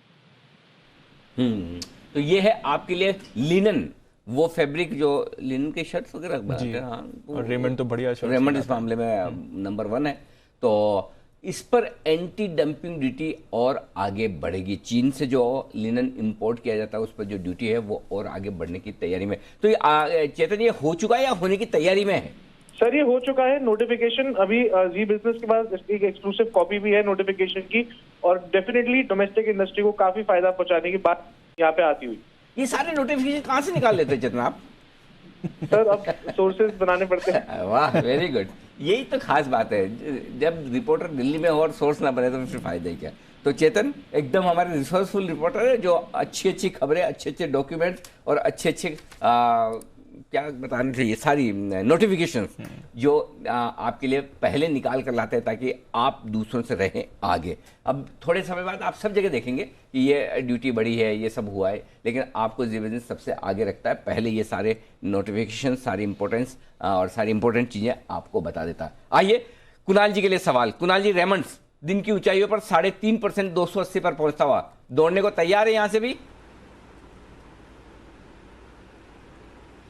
जी देखिए, स्ट्रक्चर बहुत अच्छा है, निचले स्तरों से बहुत अच्छा बेस बना है। मैं कई दिनों से रेमंड्स के चार्ट को देख रहा हूँ अनिल जी, निचले स्तरों पर जो वॉल्यूम एक्यूमुलेशन हो रहा है इस बात की तरफ इशारा कर रहा है कि रेमंड्स में जो बड़ा करेक्शन है वो पूरा होता हुआ दिख रहा है, बेस बिल्डिंग हो रही है। मुझे लगता है अनिल जी मिनिमम जो टारगेट है वो 312 315 का होना चाहिए। तो जिनके पास भी पोजीशन है बिल्कुल लेकर के चलें, बाय करके चलें। 270 का स्टॉप लॉस रख लें। 315 मुझे लगता है रेमंड्स में आपको बहुत जल्द आता हुआ दिखेगा।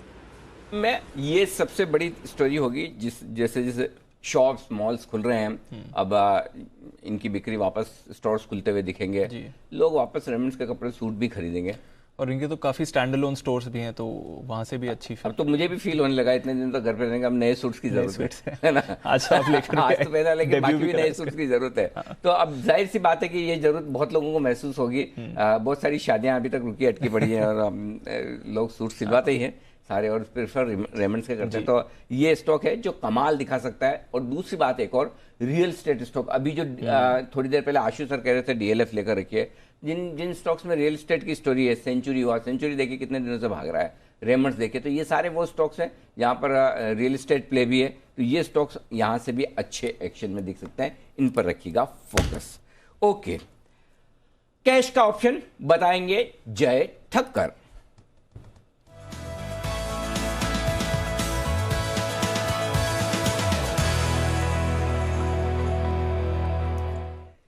जय हो, बताइए जय। अनिल जी, ये आप जो अभी कह रहे थे कि आपको शॉपिंग, उस पर मैं भी एक कमेंट करना चाहूंगा। पहले ऑप्शन कॉल दे देता हूँ अनिल जी। बट कॉल ये है बैंक निफ्टी पर नेक्स्ट वीकली एक्सपायरी का 20 अगस्त का 22,500 का कॉल खरीदना है, जो अभी हमें 305 से लेके 307 की रेंज में मिल रहा है अनिल जी। मैं सहमत हूँ, कुछ समय पहले विश्वेश ने भी काफ़ी अग्रेसिवली आप बता रहे थे कि मैं बता रहा था कि बैंक निफ्टी यहाँ से अच्छा मूव दे सकता है, डेटा के पॉइंट ऑफ व्यू आपको भी अच्छा लग रहा है और मुझे भी वही लग रहा है। इनफैक्ट अनिल जी अगर आप बैंक निफ्टी के कंपोनेंट को देखोगे तो बैंक निफ्टी के जो भी स्टॉक्स है वो सारी स्टॉक्स में कोई ऐसा चार्ट सेटअप नहीं है जिसमें आप हम देखकर बोले कि यहाँ पे हमें मंदी करके चलनी चाहिए। इनफैक्ट कल हमने एक्सिस बैंक पर भी कैश का ऑप्शन दिया था, आज मैं कहूँगा 13.5 का स्टॉप लॉस दिया था, 13.7 का लो किया अनिल जी और फिर से रिवर्स हो चुका है। और अब हमने जो इनिशिएशन प्राइस पे दिया था 18, 18.5 के 17.5 के आसपास, उसके भी ऊपर ट्रेड कर रहा है, इनफैक्ट 21 का हाई किया है। So I think yes, bank Nifty एक ऐसा है जिसको देखकर मुझे ऐसा लग रहा है कि यहाँ से निफ्टी को एक अच्छा अप मूव देखने मिल सकता है। और दूसरा अनिल जी, मैंने मॉर्निंग में रिलायंस पे भी कॉल दिया था 69 के करीब, वो भी 80 का हाई किया और अभी भी 72, 73 के आसपास है, तो उस पर भी एक मूव तो आना ही चाहिए जो भी बाकी है। बट यस, बैंक निफ्टी का 22,500 का 20 अगस्त का कॉल लेकर चले 305 से 307 की रेंज में, 195 का स्टॉप लॉस रहेगा। मैक्स अगर आप देखें अनिल जी तो 2200, 2500, 2700 रुपये का स्टॉप लॉस है केवल। इसके जो टारगेट्स बनेंगे वो 450 से 550 के बनेंगे, 450, 550 टाइम अच्छा मिलेगा, इसको लेकर चल सकते हैं। ये अनिल जी पहला रिकमेंडेशन है। इसके बाद मैं दूसरा देना चाहूँगा। नहीं तो दूसरे और पहले के बीच में आप कुछ और कहना भी तो चाहते थे, वो अभी कहेंगे कि दूसरे के बाद? मेरा इंटरेस्ट उसमें ज़्यादा है। अच्छा तो अनिल जी, मैं आपका इंटरेस्ट अगर उसमें है तो मैं अभी पहले वो कह देता था। जी बताइए। अनिल जी, आपको बता रहे थे कि ये लॉकडाउन के माहौल में घर बैठे बैठे काफी ऐसा मन करता है कि वो शॉपिंग करे। हाँ। इनफैक्ट मुझे भी काफी मन करा अनिल जी। आप मॉर्निंग में भी मुझे पूछ रहे थे सुबह में कि और कुछ आपको कॉल देना है कि और कैसा लग रहा है, आज भी जन्माष्टमी का माहौल है कि नहीं। अनिल जी, दहीहंडी तो देखने का मन करता ही है। महाराष्ट्र में, मुंबई में मैं कहूँगा इसका एक उत्सव कुछ अलग ही तरीके से मनाया जाता है। बट साथ साथ अनिल जी, शॉपिंग करने का मेरा भी बहुत दिल कर रहा है काफी समय से। और जब खास ऐसा लॉकडाउन हो ना, जब कोई चीज बंद हो तो वो करने की ज्यादा इच्छा करती है। और ये चीज का सबूत तो अनिल जी राकेश जी भी, उनको पूछिए ड्राई डे के दिन कैसा मन करता रहेगा उनको भी। देखो इसमें तो मैं आपकी ज़्यादा मदद नहीं कर सकता। आपकी शॉपिंग करने का बहुत मन कर रहा है तो आप अपनी देखो खुद। हाँ, आपका शॉपिंग करवाने का मन कर रहा हो तो मैं आपके साथ आ सकता हूँ। आप अगर करवाना चाहें मुझे तो मुझे कोई ऐतराज नहीं। इतना मैं आपके लिए कर सकता हूँ। देखो, अगर आप किसी को ढूंढ रहे हो कि मैं किसको शॉपिंग करवाऊँ तो उसके लिए मैं समय निकाल लूंगा, चिंता न करें। अरे क्यों नहीं, बहुत मजा है और आपकी चॉइस के साथ ही हम खरीदेंगे। चलिए भैया, बताइए सर, दूसरे किस स्टॉक में शॉपिंग करनी है वो बताइए। L&T फाइनेंस का 67 का कॉल ऑप्शन लेकर चलना है। L&T फाइनेंस का डबल बॉटम में से ब्रेकआउट आया है। ये ऑप्शन करीब करीब चल रहा है 255, 260 के आसपास। इसको खरीद कर चल सकते हैं। इसका पहला टारगेट बनेगा 3.85, दूसरा टारगेट 4.70। अनिल जी, 3.85 एंड 4.70 ये दो टारगेट्स के लिए बाय करना है। 1.25 का स्टॉप लॉस रहेगा। 67 का कॉल ऑप्शन L&T फाइनेंस का क्लियर मोमेंटम में बाय क्रॉसओवर देखने मिला है और एक क्लासिक डबल बॉटम पैटर्न में से ब्रेकआउट देखने मिल रहा है। आशीष जी, मुझे ऐसा क्यों लग रहा है आपका जमाना गया अब? क्योंकि एक जमाना था जब है ना कोई पैनल पे बैठा हो आदमी L&T फाइनेंस शॉर्ट करने की, लॉन्ग करने की हिम्मत नहीं करता था। तो आशीष जी बैठे हैं, कैसे लॉन्ग करें? आज देखो आपके सामने, आंखों के सामने दो बच्चों ने, एक थोड़ी देर पहले सुमित जी, दूसरे जय, हमारे पैनल के सबसे यंगेस्ट दो बच्चे, इन्होंने देखो आपके सामने सामने दो बाई कॉल आ गई है। बोलिए क्या बोलेंगे आप? जी जय, पहले जय बोल रहे हैं, उसके बाद आशु जी जवाब देंगे। जी जय। अनिल जी, आशु जी की जो खामोशी है ना, उसका मतलब तो मैं यही उसका अर्थ निकालता हूँ कि वो भी सहमत है हमारे साथ। जी आशु जी बताइए। अनिल जी मैं उस दिन मिस कर गया था, ये भी बहुत बड़ी इनकार लिस्ट में था। लेकिन अनिल जी प्राइस डिस्ट्रैक्शन इतनी हो गई है कि 60 रुपए में क्या आनी जानी है। और अनिल जी, ये पिछले दिनों में मैं इसको वॉच अभी भी कर रहा हूँ, 71, 72 आया था तो इतना यूफोरिया बना था। और वो पिछले महीने का 72 वाला बायर पूरा अनिल जी 58 पे जाके कटा होगा या पता नहीं किसने किया होगा। तो मैं अनिल जी इसकी लेने में राय तो नहीं रखता हूँ, लेकिन एक लेवल के बाद अनिल जी बेचा भी नहीं जाता। लेकिन यही खास बात है। देखिए, मैं अगर आप ये नहीं कहते तो ये पॉइंट मैं हाईलाइट करने वाला था। पॉइंट यही है कि आशु जी का खौफ तब था जब 120, 130, 150 रुपए L&T फाइनेंस होता था, तब सबको लेना होता, तब आशु जी अकेले खड़े 200 तक चला गया था ये तो। लेकिन भाव से, हर चीज भाव से अच्छी है, हर चीज भाव से खराब है। 50, 60 रुपए, 70 रुपए में खोने को कम है, आने को ज्यादा है। 150 रुपए में आने को कुछ नहीं था, खोने को ही था। इसलिए आशु जी का कॉल वहां पर होता। तो वो फर्क समझिए। जो लोग परमानेंटली आशु जी को मंदी में मानते हैं उनके लिए ये लेसन है। आशु जी जितने तेजी में होते हैं थोड़े उससे ज़्यादा मंदी में होते हैं। अगर आपने सोचा कि मैं वो बोलूँगा कि उतने के उतने मंदी में होते तो जी नहीं, उससे थोड़े ज़्यादा होते हैं। हाँ, तेजी में भी होते, थोड़े से मंदी में ज़्यादा होते। जी दीप, चलिए 3-20 वाला काम कर लें। हाँ, बैंक से बेनिफिट पहले ले लेते हैं और फिर 3-20 की स्ट्रेटेजी। नहीं, पहले 3-20 वाली पहले स्ट्रैटेजी। हाँ, पहले चलिए बिगुल बजाते हैं स्ट्रैटेजी का। सर ग्लोबल क्यूज तो मजबूत ही हैं, जब लास्ट टाइम हमने चेक किया था वैसे ही हैं। 250 अंक ऊपर Dow futures, almost 1% Nasdaq futures. Europe के बाजार जितनी तेजी थी मेंटेन कर रहे हैं, तो वहां पर भी माहौल बढ़िया है सर। क्लियर कट है, कुछ नहीं करना है। 11,300 का एक निफ्टी का कॉल ऑप्शन लीजिए, 11,400 का या 11,500 का अपनी श्रद्धा के अनुसार बेचिए। अगर आपको रिस्क कम रखनी है 11,400 का बेच दीजिए। 11,400 का भी सफिशिएंट है मेरे ख्याल से बेचना, क्योंकि हाईएस्ट ओपन इंटरेस्ट है तो 11,400 इतना गैप से आप 100 पॉइंट ऊपर नहीं खोल देंगे। खोल भी देते तो 100 पॉइंट तो बन गए। तो 11,300 का कॉल ऑप्शन लीजिए, 11,400 का बेचिए। 22,300 का कॉल ऑप्शन खरीदिए बैंक निफ्टी का, 22,500 का बेचिए। सिंपल स्ट्रेटजी, कुछ नहीं करना, बहुत साफ साफ। 11,300 का लीजिए, 11,400 का बेचिए, और 22,300 का लीजिए, 22,500 का बेचिए। और जो लोग ज्यादा रिस्क लेना चाहते हैं सिंपल कॉल ऑप्शन लेकर जाएं। ओके, 11,300, 22,300, चाहे तो आप सिंपल ले लें कॉल ऑप्शन, कोई दिक्कत नहीं। और जिनको रिस्क कम करनी है स्प्रेड कर लें।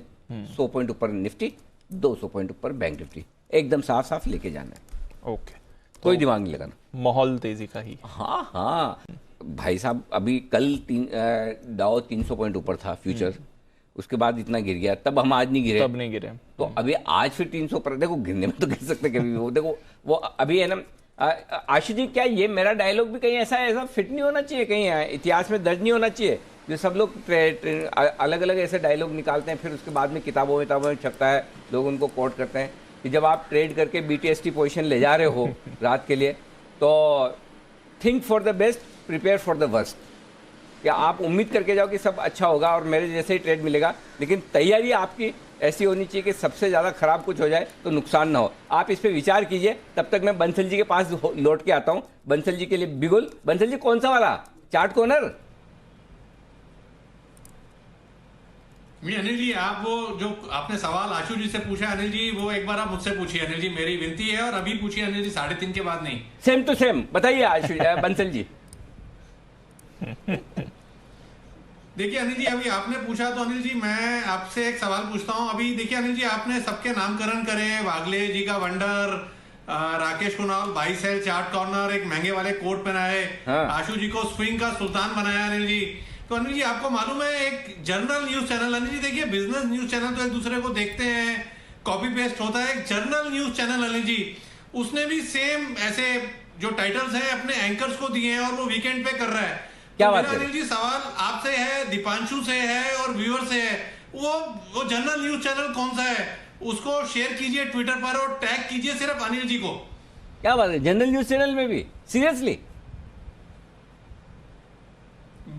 बिल्कुल अनिल जी, मेरी वाइफ ने मुझे अनिल जी बताया है, इसका फिर पूरा तो सही दिखाया बताया है मेरे को।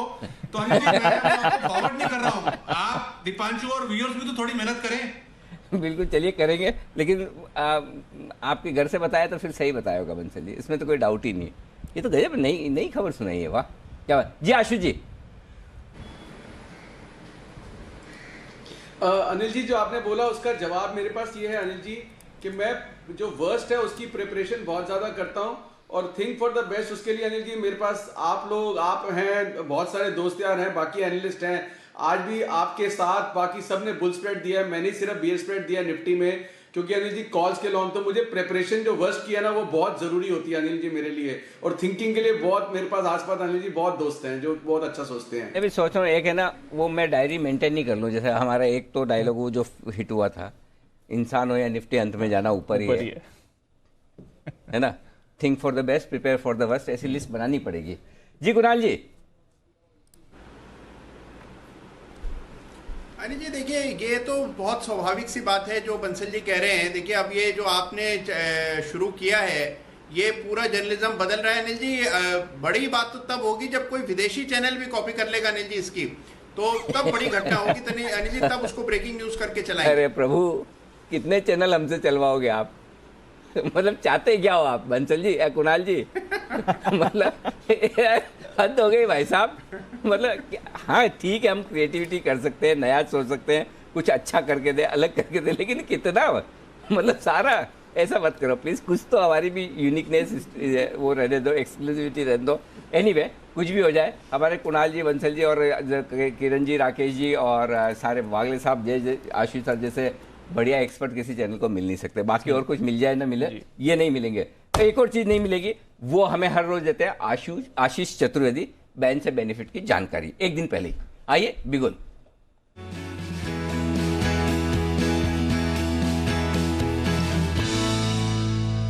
आशीष का काम बढ़ता हुआ लगातार। आशीष 9 स्ट्रोक बैन में है, कोई बात निकलेगा?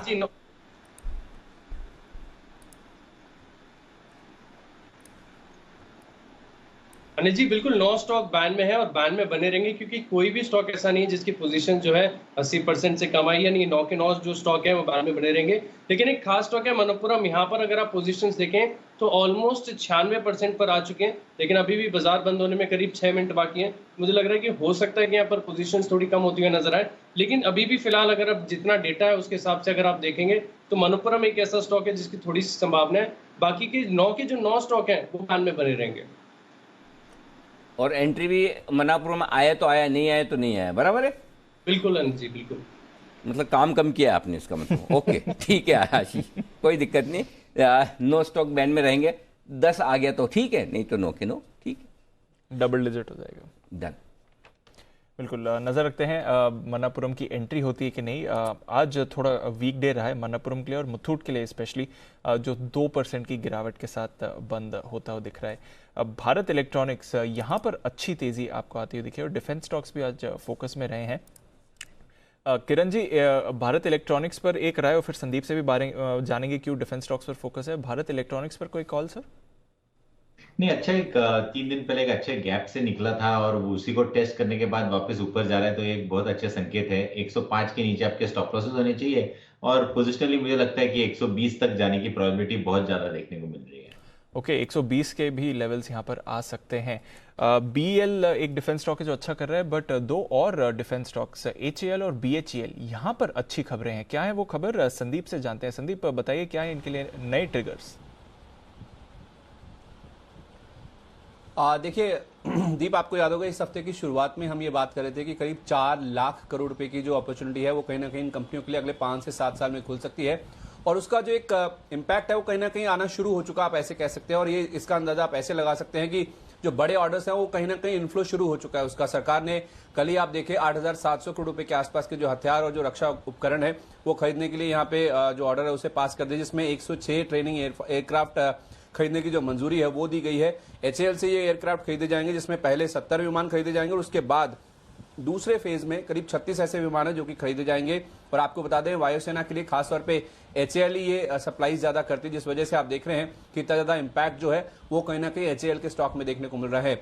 BHEL की अगर आप बात करें तो जो गन माउंट जैसे जो हथियार है और जो उपकरण है उसको खरीदने की मंजूरी भी दी गई है। और आप BHEL को देखें तो ये SRGM नाम की सुपर रैपिड गन माउंट का जो ऑर्डर है वो कहीं ना कहीं BHEL के हाथ लगता हुआ दिखेगा। तो ये दोनों ऐसी कंपनी है, ये जो 8,700 करोड़ रुपए के ऑर्डर जारी किए गए हैं, इन दोनों के हाथ कहीं ना कहीं लगते हुए दिखेंगे। अब अगर आप HAL की बात करें, ये ज्यादा इसमें एक्शन क्यों देखने को मिल रहा है, वो दरअसल इसलिए है क्योंकि जैसे मैंने पहले भी कहा 101 का जो उपकरणों की जो नेगेटिव लिस्ट है वो जारी की गई, तो उसका भी इंपैक्ट कहीं ना कहीं इनको देखने को मिलेगा। और दूसरी और जो लाइट कॉम्बैट एयरक्राफ्ट है उसके लिए हो सकता है कि इनको जो आइटम बैन में रखी गई है उसका सबसे ज्यादा फायदा इनको आता हो दिखे। करीब 11,000 करोड़ रुपए के जो ऐसे ऑर्डर्स हैं उसकी लागत से आप देखिए ये Sukhoi 30 MKI fighter jet already बना रहे हैं, तो उसका कहीं ना कहीं इंपैक्ट इसमें आता हुआ दिखेगा। और जो बड़ी अपॉर्चुनिटी की बात मैं कर रहा हूं 5 से 7 साल उसमें भी आप देखें तो HAL, क्योंकि वायुसेना से भी करीब 1.25 लाख करोड़ रुपए के आसपास के ऑर्डर्स आते हुए दिखेंगे, तो HAL एक बड़ा बेनिफिशियरी है इसका, जो कि आप देखिए पहला कहीं ना कहीं मूवर है, एक बेनिफिशियरी है जिसका ये 8,700 करोड़ रुपए के आसपास का ऑर्डर आया है। और कल आपको याद होगा दीप, कल हमने जो आपको जन्माष्टमी के शेयर बताए थे, सारथी शेयर के तौर पर भी हमने ये स्टॉक आपको बताया था, उसके बाद आप देखिए जबरदस्त एक्शन इस स्टॉक में बनता हुआ दिख रहा है। बिल्कुल ज़बरदस्त एक्शन रहा है। सुमित जी ने अपने सैटेलाइट के जरिए कई बार इस स्टॉक पर रिकमेंडेशन भी दिया और आज भी इस पर नजर रखिए। 8.5-9% तक की तेजी इसने दिखाई है। शुक्रिया संदीप। डिफेंस स्टॉक्स एक और अच्छा ट्रिगर आते हुए उनके लिए नजर रखिए इन स्टॉक्स पर शानदार एक्शन देखने को मिला है अनिल जी आज बाजार में, और अगर इन लेवल्स के आसपास क्लोजिंग होती है तो काफ़ी स्ट्रॉन्ग ही संकेत लिए जाएंगे, जैसे कि सर भी हमें बता रहे थे। 11,300 के ऊपर ही प्रोविजनल क्लोजिंग के फिगर्स आते हुए दिख रहे हैं, और निफ्टी बैंक थोड़ी एंड में अपनी गेंस गवाकर एकदम फ्लैट क्लोज हो रहा है, पर निचले स्तरों से अगर आप देखें तो शानदार एक्शन आज देखने को मिला है। कई सारे स्टॉक्स आज फोकस में रहे हैं, दोनों तरफ के ट्रेडिंग अपॉर्चुनिटीज मिले हैं। HCL टेक्नोलॉजीज, इस पर आज सुबह वागले साहब ने भी कॉल दी थी, टॉप गेनर है निफ्टी का, 4.5% की तेजी के साथ बंद हो रहा है। SBI, इस पूरे हफ्ते मल्टीपल कॉल्स आपको इस चैनल पर मिली हैं सारे एक्सपर्ट से इस स्टॉक पर, यहाँ पर भी 4.5% की तेजी है। स्टॉक स्प्लिट के अनाउंसमेंट के बाद आइशर मोटर्स यहाँ पर 3% का उछाल, टेक महिंद्रा, हीरो मोटो, टाटा मोटर्स, नतीजों के बाद अदानी पोर्ट्स और JSW स्टील, यहाँ पर भी बढ़िया एक्शन रहा है। दूसरी तरफ थोड़ी मुनाफा वसूली हुई है प्राइवेट बैंक्स में। कोटक बैंक थोड़ा वीक आज दिख रहा था आपको। BPCL यहाँ पर थोड़ी परेशानी रही है। सन फार्मा यहाँ पर भी थोड़े से कट्स आए हैं। टाइटन, HUL, TCS और श्री सीमेंट, साथ ही इंडसइंड और ICICI, यहाँ पर भी थोड़ी प्रॉफिट टेकिंग आपने आती हुई देखी है। वायदा कारोबार के स्टॉक्स की बात करें, इंटरग्लोब एविएशन, कुछ एसेट बिक्री, फंड रेजिंग की खबरें यहाँ पर चल रही हैं। 10% का उछाल आपने स्टॉक पर देखा है। ऑटो एंसिलरीज, यहाँ पर बढ़िया एक्शन था। बॉश, मदरसन सुमी, भारत फोर्ज, इन तीनों स्टॉक्स में अच्छा उछाल आया। और न्यूज़ पर व्यूज़ पर आज आपने मदरसन की मैनेजमेंट को भी सुना, जिन्होंने काफ़ी एक कॉन्फिडेंट आउटलुक दिया है। PVR, यहाँ पर भी बढ़िया एक्शन था। गैस स्टॉक्स में अच्छी तेजी थी। पेट्रोनेट ये अच्छा परफॉर्म कर गया। MGL, IGL, यहाँ पर भी बाय कॉल्स आपको आते हुए दिखे थे। टाटा पावर नतीजों से पहले स्ट्रॉन्ग, 2.5% ऊपर। एक्साइड लगातार यहाँ पर मल्टीपल कॉल्स आई हैं, और नतीजों से पहले अशोक लेलैंड यहाँ पर भी अच्छी तेजी आती हुई दिखी है। कंटेनर कॉर्पोरेशन लगातार तीसरे दिन गिरावट, 3.5% गिरा है। इन्फो एज में मुनाफा वसूली, मुथूट और बायोकॉन, यहाँ पर भी गिरावट आपने आती हुई देखी है। अनिल जी, एक्शन बढ़िया रहा है। 11,309 प्रोविजनल क्लोजिंग सर, और 22,242 प्रोविजनल क्लोजिंग बैंक निफ्टी की। कहीं खराबी नहीं दी, क्या खराब है? देखिए ना, फर्स्ट क्लास तो बंद हुआ है, कोई दिक्कत नहीं है। और वैसे भी डाउ फीचर्स मजबूत है, सब कुछ ठीक है, तो उस हिसाब से क्लोजिंग तो आपको बहुत ही बेहतरीन मिली, कहीं कोई क्लोजिंग में समस्या नहीं है। तो कल के लिए भी परफेक्ट है काम, और आप देख लीजिए सब कुछ ठीक है। तो थोड़ी देर में जब तक फाइनल क्लोजिंग आए, तब तक मैं शाम के शोज़ की आपको डिटेल बता दूँ, ठीक है ना। ये रूस की जो वैक्सीन आई है, इस पे शाम का अरे वैक्सीन से याद आया, अरे बंसल जी, आपको मैंने पूछा था आपके रूस में भी जासूस है, याद आया आपको? आप में किस किस को याद है? थोड़े दिन पहले बंसल जी ने बोला था कि सबसे पहले वैक्सीन रूस वाले बनाएंगे, तो मैंने ऐसे है ना, मैंने कहा बंसल जी बोल रहे होंगे, बंसल जी मतलब, लेकिन बंसल जी आपने गजब, मतलब कहाँ से निकाले ऐसे जासूस कि रूस सबसे पहले वैक्सीन बनाएगा? गजब, मतलब ये तो मान गया मैं आपको। देखिए Anil ji, thank you very much Anil ji इसके लिए। लेकिन अनिल जी, अब आप इस चीज को मान गए हैं, तो अब आप एक बार ना निफ्टी, बैंक निफ्टी का विश्लेषण कीजिएगा, ये मान के कि अगर 2.5 महीने में अनिल जी कोरोना चले जाता है और थिंग्स अनिल जी दोबारा से नॉर्मल होंगे, अनिल जी बड़ा स्ट्रांग बिलीव है कि 2.5 महीने में अनिल जी कोरोना गायब हो जाएगा। और जो अगला शो होगा अनिल जी, पहले तो हम लोग बजट में मिलते थे, बट उससे पहले इस बार तो अनिल जी दिवाली भी लेट है, तो हो सकता है दिवाली के आसपास अनिल जी सब लोग बॉम्बे में मिले। तो एक निफ्टी का अनिल जी विश्लेषण कीजिए, अगर सब कुछ ऑल गोज वेल, तब निफ्टी का अनिल जी क्या होगा? ये 12,000 के ऊपर निकलने के बाद कौन से लेवल्स दिखाएगा? बहुत विस्तार से डिस्कस करना पड़ेगा सर, ये मतलब इतना आसान काम नहीं है, लंबा काम है तो आराम से करेंगे। लेकिन मैं एक प्रपोजल है बंसल जी आपके लिए, अगर कुणाल जी अनुमति दे दे तो, क्योंकि बिना कुणाल जी के पास वीटो पावर है, कुणाल जी से रिक्वेस्ट करेंगे देश हित में ये अप्रूवल दे दें कि मैं चाहता हूँ बंसल जी चार्ट वार्ट ये मार्केट सब छोड़ के इन्वेस्टिगेटिव जर्नलिज्म में आ जाए, खबरें लाने में एक नंबर माहिर, और ये लोग खुद ही गायब। अच्छा हाँ, अगर सोचो, अगर बंसल जी ये पता लगा ले कि सबसे पहले रशिया बनाएगा वैक्सीन, गजब है भाई साहब, ये तो मतलब मैं कुणाल जी अनुमति है आपकी? अनिल जी मेरी बिल्कुल भी अनुमति नहीं है अनिल जी। चार्ट कॉर्नर अभी हमारा नया लोगो बना है, नया हमारा एनिमेशन बना है, तो बिल्कुल भी मैं तैयार नहीं हूँ अनिल जी इसके। मुझे पता ही था कुणाल जी छोड़ेंगे नहीं, लेकिन कभी भी देखो कुणाल जी, देखो आपका अपना हित अपना स्वार्थ, अपना सोच तो अपनी जगह है ही, कभी बड़ा सोच के देखिए देश के लिए। हो सकता है बंसल जी अंदर की बड़ी बड़ी खबरें निकाल कर लाए, तो इनका जर्नलिज्म में आना बहुत ज़रूरी है। ओके चलिए, लेकिन शाम को 6 बजे जो प्रोग्राम है वो आपको समझ लेना बहुत ज़रूरी है। और शाम को 6 बजे का जो ये प्रोग्राम है वो इसी चीज़ पर है, रूसी वैक्सीन कितना यकीन। क्योंकि रूस ने जो वैक्सीन बनाने का ऐलान कर लिया है और इससे बड़ा बवाल मचा हुआ है। इसने 3rd स्टेज का क्लिनिकल ट्रायल भी पूरा नहीं किया, लेकिन कई सारे अब लोग हैं, इंस्टीट्यूशन है, WHO है, जो इस पर शक जता रहे हैं कि ये सही भी है कि नहीं। और हमारे यहाँ भी एम्स ने जो वैक्सीन की सेफ्टी और साइड इफेक्ट्स की जांच कराने को कहा है। ऐसे में सवाल बड़ा है कि बिना तीसरे स्टेज के क्लिनिकल ट्रायल के वैक्सीन को बाजार में लाना कितना सही होगा। WHO की इजाज़त के बगैर क्या रूस दुनिया भर में इसे बेच पाएगा? और सबसे बड़ा और अहम सवाल, इस दवा का इस्तेमाल कितना रिस्की है या कितना कारगर? और इसके अलावा दूसरी वैक्सीन जो बन रही है उनकी सफलता की गारंटी क्या होगी? ऐसे तमाम सवालों के जवाब देने के लिए हमारे साथ होंगे आज 3 खास मेहमान। Doctor JS Arora, adviser patient safety WHO, professor NK Ganguly, पूर्व DG ICMR, और doctor Ravi Godse, director UPMC Shadyside, Pennsylvania, America. America से, क्या बात है, जिन्होंने पूरे इस विषय को पूरी दुनिया भर में बड़े ही आसान भाषा में आपको बताया, तो वो भी आपको समझाएंगे। आज शाम 6 बजे जरूर देखिएगा, रूसी वैक्सीन कितना यकीन। बंसल जी आप भी देखिएगा और बताइएगा कि कल मैं आपसे पूछूंगा इस वैक्सीन पे यकीन करना है या नहीं करना। खबर तो आपकी सही निकली, अब लेकिन वैक्सीन सही निकलेगी नहीं निकलेगी वो भी मैं आप ही से पूछूंगा, ठीक है ना। इसके अगर आप भी इससे जुड़ा हुआ कोई भी सवाल अपने मन में है, बताना चाहते हैं, विचार रखना चाहते हैं, तो हैशटैग आपकी खबर आपका फायदा, इसका इस्तेमाल करें और हमें आप भेज दीजिए। ये आपके लिए शाम का 6 बजे का शो। और अब बात करते हैं जी बिजनेस की एक और खास मुहिम, कम करो कंप्लायंस। यानी कंप्लायंस यानी कानून का बोझ, जिसके नीचे हमारे एंटरप्रेन्योर्स की हिम्मत जवाब दे रही है। आप में से बहुत कम लोग ऐसा जानते हैं कि देश भर में 1,500 से ज़्यादा कानून है और करीब 70,000 से ज़्यादा कंप्लायंस सालाना करनी पड़ती है एक आम बिजनेसमैन को। देश के कारोबारियों की इस तकलीफ को सरकार तक पहुंचाने के लिए जी बिजनेस ने मुहिम शुरू की है, खास मुहिम कम करो कंप्लायंस। पूरे हफ्ते हर रोज शाम 5 बजे हम इस पर कर रहे हैं खास फोकस। आप भी जुड़ सकते हैं हमारे साथ इस मुहिम से, अपनी राय भेजिए, हैशटैग कम करो कंप्लायंस। आपके सुझावों को, आपके विचारों को सरकार तक पहुंचाने की जिम्मेदारी हमारी। ओके, और अब आइए कोरोना का असर आम आदमी के बैंक बैलेंस पर काफ़ी ज़्यादा पड़ रहा है। कोरोना से पहले ही काफ़ी फाइनेंशियल प्लानिंग में दिक्कतें हो रही है, वो सही नहीं पड़ रही, अब नहीं करनी पड़ रही है। कईयों की पूरी सेविंग खत्म हो चुकी है, इसलिए अब ज़रूरी है कि नए सिरे से आगे की प्लानिंग की जाए। खर्चों को कैसे घटाना, बचत कैसे करनी, करके इन्वेस्टमेंट कैसे करना, ये सारे जो बदलाव करने, ये आप कैसे करें, यही आज आपको बताएंगे। 8:26 यानी कि 8:30 बजे देखना ना भूलें।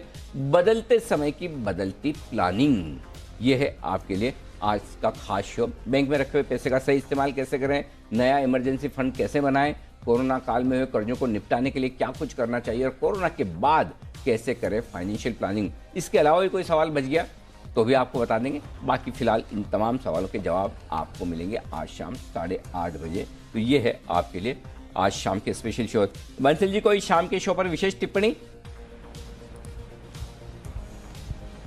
नहीं अनिल जी, ये तो शो देखेंगे। पहले वाला तो ये जो वैक्सीन वाला है वो भी देखेंगे, और अनिल जी ये भी देखेंगे क्योंकि ये भी घर घर की समस्या है। काफी लोग इस कोरोना काल में अनिल जी फाइनेंशियली दिक्कत में आ चुके हैं, तो दोनों शो देखेंगे अनिल जी। और दोनों में मेरी तो अनिल जी कोई एक्सपर्टीज नहीं है, तो सुनूंगा अनिल जी, देखूंगा और ज्ञान को बढ़ाऊंगा अपने। लेकिन बंसल जी, मैं जानना तो चाहता हूँ, अब आप आई डोंट नो टीवी पे बोलेंगे नहीं बोलेंगे, लेकिन हम सब लोग ये जानना चाहते हैं, पता कैसे चला कि सबसे पहले रूस बनाएगा वैक्सीन? ये मतलब ये राज खोल सकते हैं आप?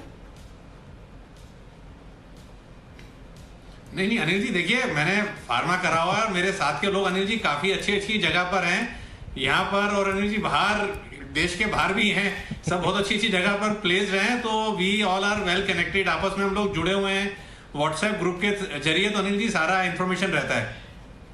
मान गए बंसल जी, वाह गजब, क्या बात है। तो चलिए, कोरोना की वैक्सीन पर ये खास शो जरूर देखिएगा, मिस मत करिएगा। फाइनल क्लोजिंग आपके सामने जो आई मैं बता दूं आपको, निफ्टी बंद हुआ है 14 पॉइंट नीचे, 11,308, 11,300 के ऊपर है, कोई टेंशन नहीं। 22,264 पर 36 अंकों की मजबूती के साथ बंद हुआ है बैंक निफ्टी, और इतना ही कमजोर बंद हुआ है सेंसेक्स 37 अंकों के नुकसान के साथ। चलो, आज का दिन तो बच गए ग्लोबल मार्केट्स के बावजूद। हम मजबूत रहे जैसा सुबह सोचा था। लेकिन कल का दिन है बेहद अहम, नतीजों के लिहाज से भारी भरकम दिन, बिल्कुल, और इसके अलावा वायदा कारोबार की एक्सपायरी है और एक्शन भरपूर जी। तो फिर कल सबसे मुलाकात होगी। आज के लिए शुक्रिया वागले साहब, कुणाल जी, राकेश जी और साथ ही सुमित जी, जय ठक्कर, किरण जी और आशु सर, आप सबका बहुत बहुत धन्यवाद हमारे लिए वक्त निकालने के लिए और क्लोजिंग शो में अपनी राय देने के लिए।